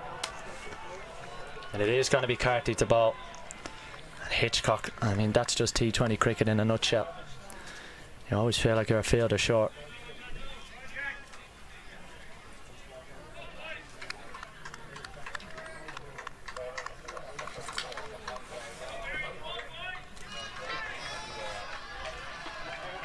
So this is the final over in this, the Sports Hub Leinster Senior League Cup final. And of course, we'd like to thank Pembroke and their president, Barry Tucker, hosting us so well today, and Niall Walsh and his streaming crew. Not to mention Dale McDonough and GM by choice, doing the grounds and getting them into such lovely work condition. So with 6 balls to go, 12 runs for the win. It's not going to come down to wickets. This is all about the runs now. There's going to be some scrambling. 1 or 2 run-outs this over, you think? Carty in, 6 to go. Full, skewed backward towards third man. John Fielder's Anderson. there. That's good fielding. It's only 1. 11 from 5 now. That's a great delivery from Jack Carty. So important. Get it full, and you can set a field to it. Hello to everyone watching the Cricket Leinster YouTube channel. They're on Cup Final weekend, the Sports Hub Senior League Cup Final. The women's final went all the way yesterday. The men's final is doing the same. Sean Hussey's joined alongside by Craig Senior. Carty back in, played leg side. They might get a couple here. They'll Dom be Joyce looking is for attacking 2. it. Clean one-handed pick up, throw to the right end. And he's out! He's out. Brilliant from Mick Lewis. He's been the star in the field. That's brilliant wicket keeping. Brilliant from Dom Joyce. Second run out for Dom. That was superb fielding, and that may be the difference between the 2 teams. And that's Mick Lewis. We mentioned it. That's his indoor cricket background. That's what they do. Fire the ball off the walls. That's outstanding from Mick Lewis. And what it means is there's going to be a new batsman at the middle. Looks like it's JJ Cassidy. For YM, he'll be at the non-strikers end. Oh no, he won't, will he? He will be facing. And that won't be ideal for YM. Again, another good delivery from Carty though. Can't underestimate that. Delivered with the bat. 10 from 4 now. They got a run. Remember, they went for their 2. Look at that one-handed pickup from Dom Joyce. That's brilliant. And look at the throw. And then you'll see the glove work from Mick Lewis. That's outstanding. Look at Jack Carty. Pulsating end here at Sydney Parade. What a brilliant game of cricket it's been. 2 very evenly matched sides. Winner of this, of course, goes into the All-Ireland series. YM reigning All-Ireland T20 champions. And then whoever wins the All-Ireland goes off to the Europeans. Off to La Manga. Who's going to have the flights booked? Well, Carty. 10 off 4. Straight to backward point. It's a good stop. It'll just be 1. 9 off 3.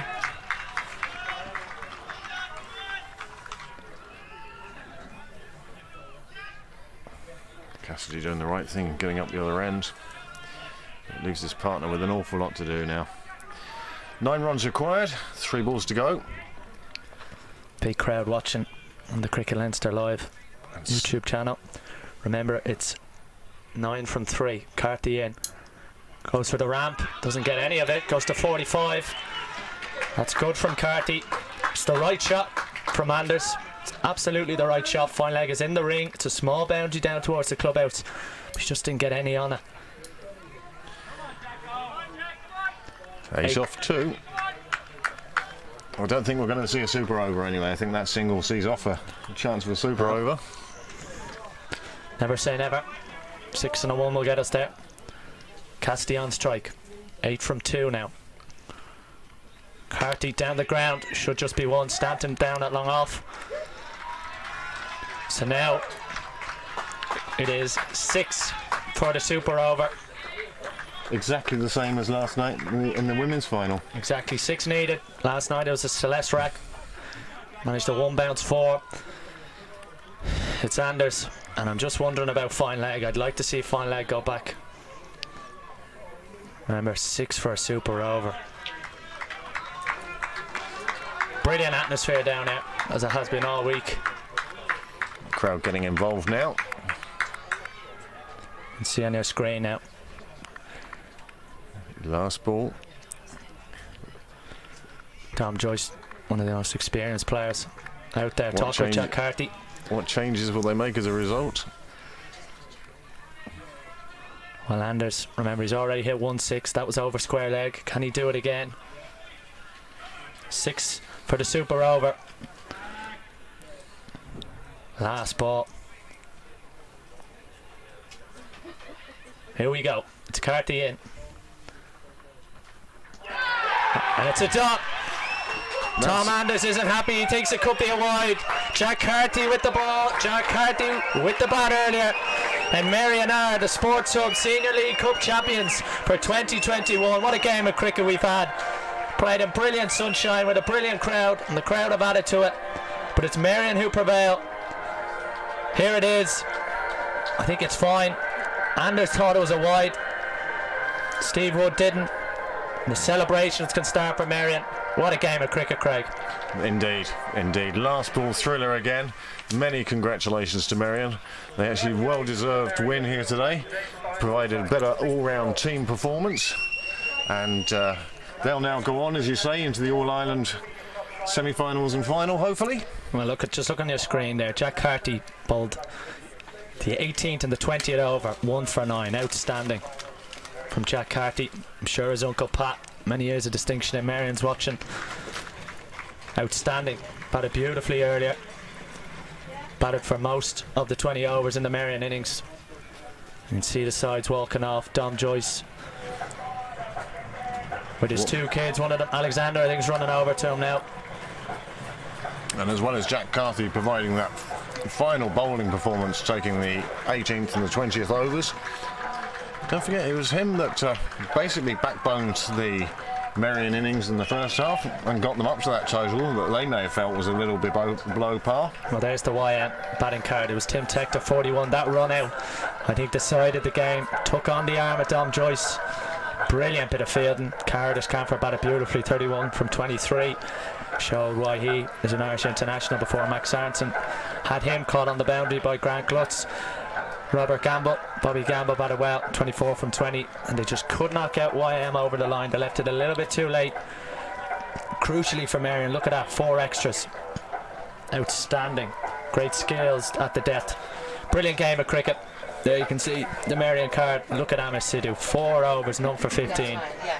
Outstanding. Jack Carty, 2 overs, 1 for 9. Max Aronson, 1 for 33. Hugh Kennedy, a little bit expensive up top, but I'm sure he won't mind. He was the hero of the semi-final.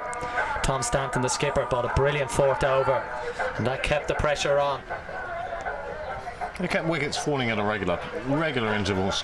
They didn't fall in clumps, but they just kept falling, and it just kept knocking any momentum out of the YM innings.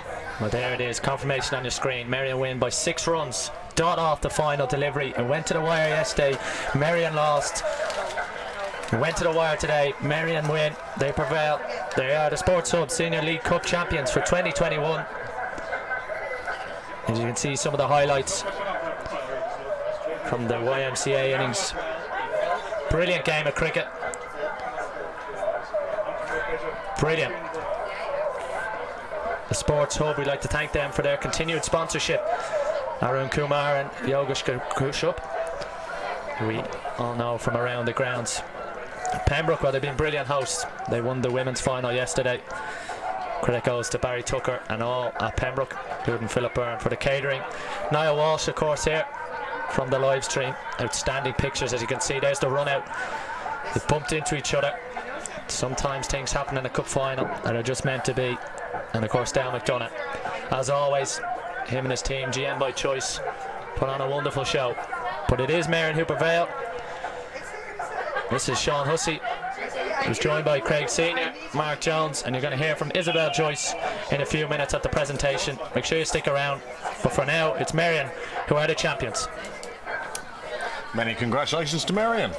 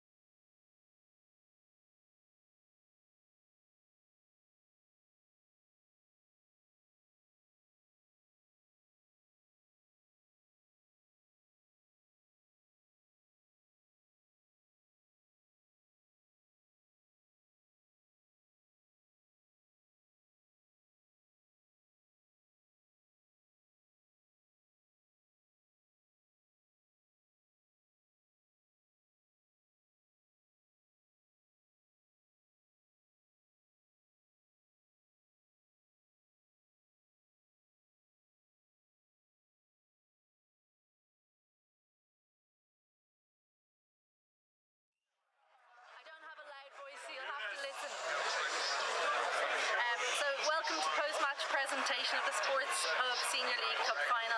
First of all, thank you so much to both teams for an absolutely incredible game. Brilliant. Presentation party I have here, Arun Kumar and Yogesh Kashyap from Sports Hub, and Stella Downs from Cricket Leinster is the president of Cricket Leinster this year, and she's like to say a few words.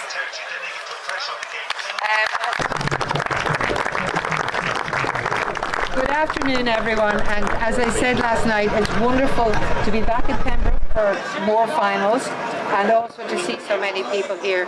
Cricket has missed its crowds, and so to have so many turning up today to support two big clubs, big teams, it's just fantastic for the players, I think, to have people around, bringing atmosphere and bringing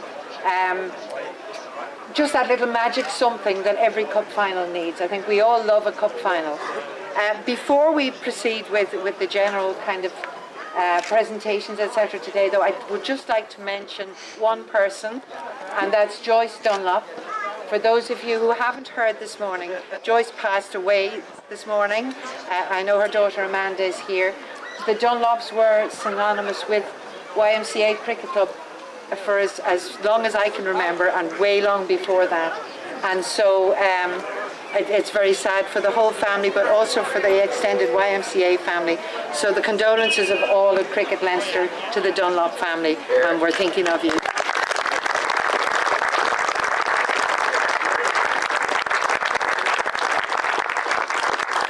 Another final, another day in Pembroke. It seems Pembroke are always also synonymous with finals. I want to right the wrong from last night and say thank you to Dale, first of all, for producing a first-class track for another final. So thank you, Dale.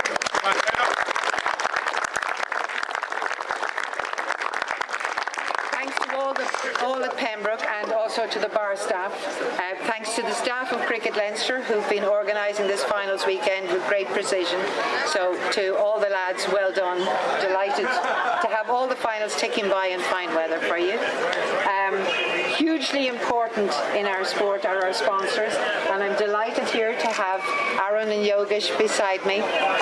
Sports Hub have come on board. They came on board last year as a sponsor for one of the Junior Cups, and this year they've extended that sponsorship. We are hugely appreciative of everything that you're doing for Leinster cricket. I would urge members to get out there and support them.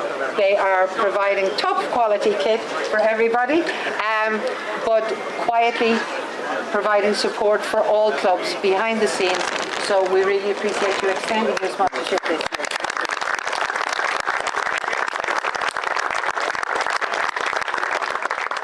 I also want to thank our live streamers and our various commentators. I have Izzy here beside me. I know Niall is hiding in the corner, and all the various commentators during the day. Mark and who else can I see? Sean and Craig. Yes, the same commentators as last night. Sorry, Craig, you're right in front of me, hiding behind. But thank you to all of them. The opportunity to watch from afar is something that's really appreciated, I think, by members who live overseas, etc. To actually catch up on a club final is just wonderful. So I'm not going to keep you all here all day. I'm going to hand you back to Izzy. But thank you all so much for coming today.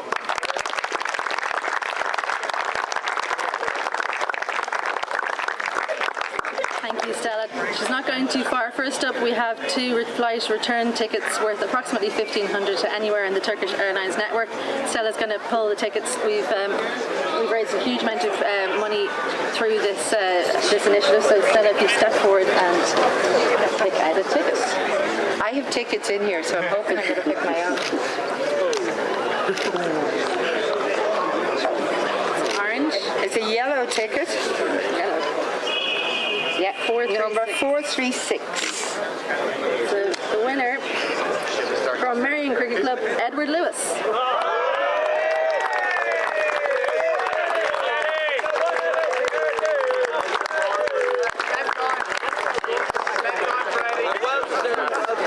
Okay, I think Eddie might have a few drinks bought from tonight. Thank you very much, Stella.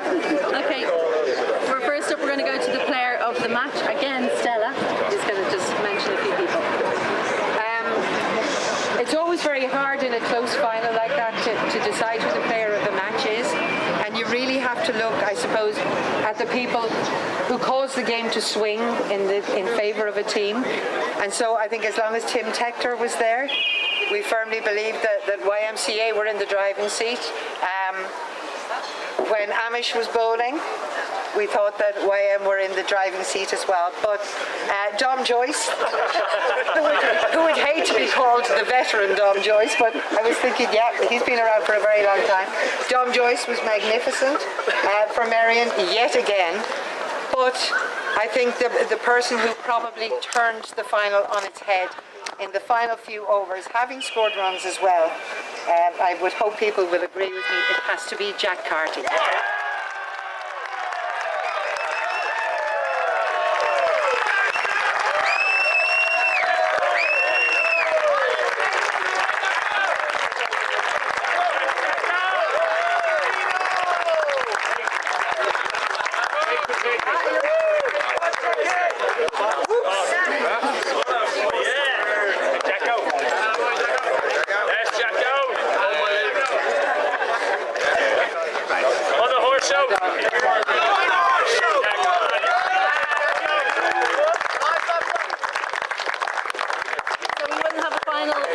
Umpires, it was a difficult one, but they did a brilliant job.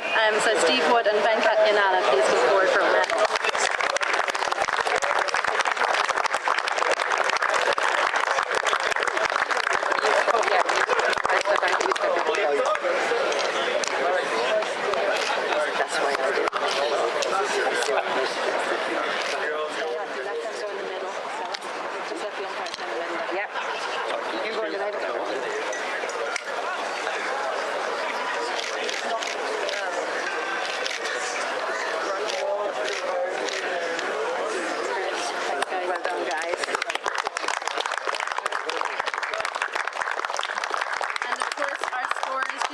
And Leslie Andes.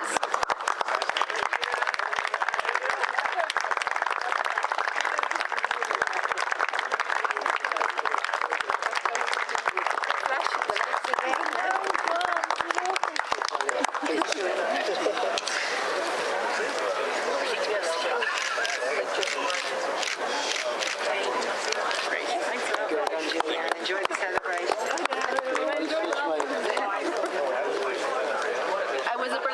But unfortunately, both teams can't win. So can I call up the captain of the runners-up, Jack Tector?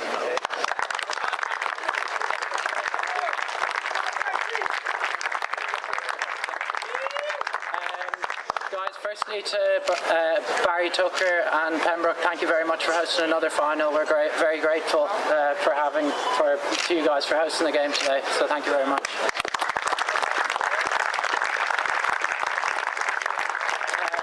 Secondly to Dale and his GM by Choice team. Dale, you're doing a fantastic job around all the grounds in Leinster, and YM, Merrion, all the clubs are very grateful for everything you're doing, so thank you very much.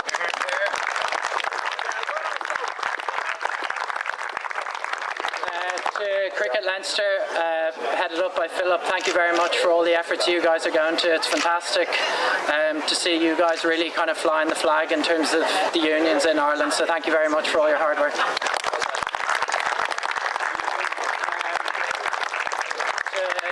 Yogesh and Aaron at Sports Hub, thank you very much for sponsoring the event. Delighted to see you guys going well, so thank you very much.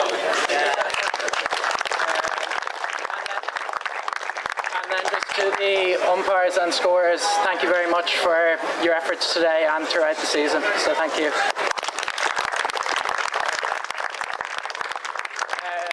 To my YM team, guys, hard luck today. Hopefully we'll be back at another final. I think it hasn't been an easy year for us, but we've all carried our heads high, and hopefully we can lead it into a good 50-over competition starting next week. So.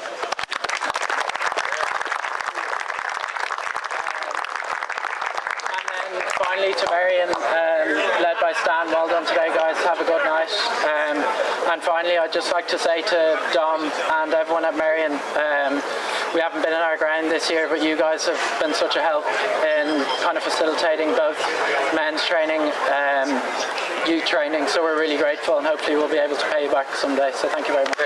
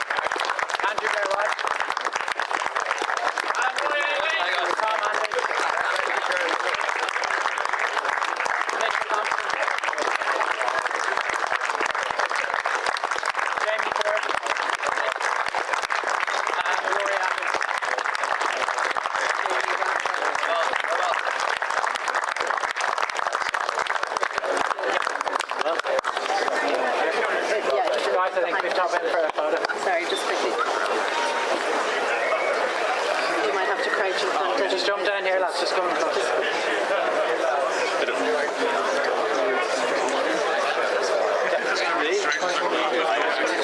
They kneel down, they're going to disappear.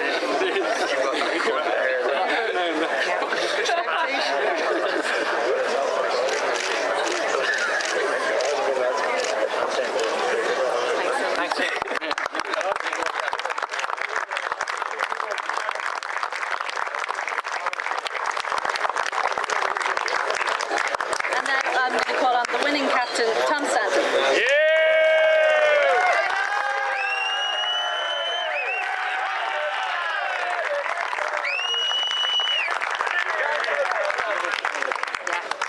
Yeah, to be honest, I'd like to echo pretty much everything Jack said. Pembroke, to Dale as well, thank you very much. You produced a fantastic ground and wicket on the day. And Dale, obviously, personally, doing the grounds in both ourselves and YM, did a fantastic job day in, day out. Thank you to him and all his team and Pembroke for hosting. In terms of scorers, umpires, thank you very much. It's not an easy job to do for a day like this, so thank you very much for all of your efforts. To Cricket Leinster for hosting such a fantastic day in difficult circumstances as well. I thought they did an excellent job, so thank you there. And to Sports Hub for sponsoring the event. It really helps to make these events flagship, and I think it's fantastic to see how many different organisations are on board with Cricket Leinster and the Sports Hub themselves.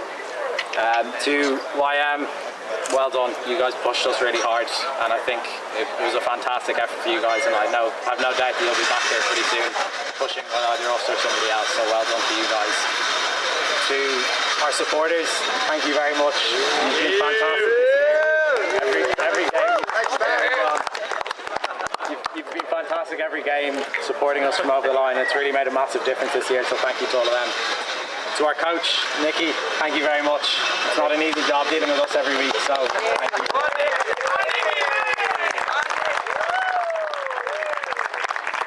And then finally, just to my own team, thank you for all of your efforts. It's been fantastic. I've loved all of the energy you've brought and how much you've wanted every game, and I can't fault any effort from any one of you, so thank you as well.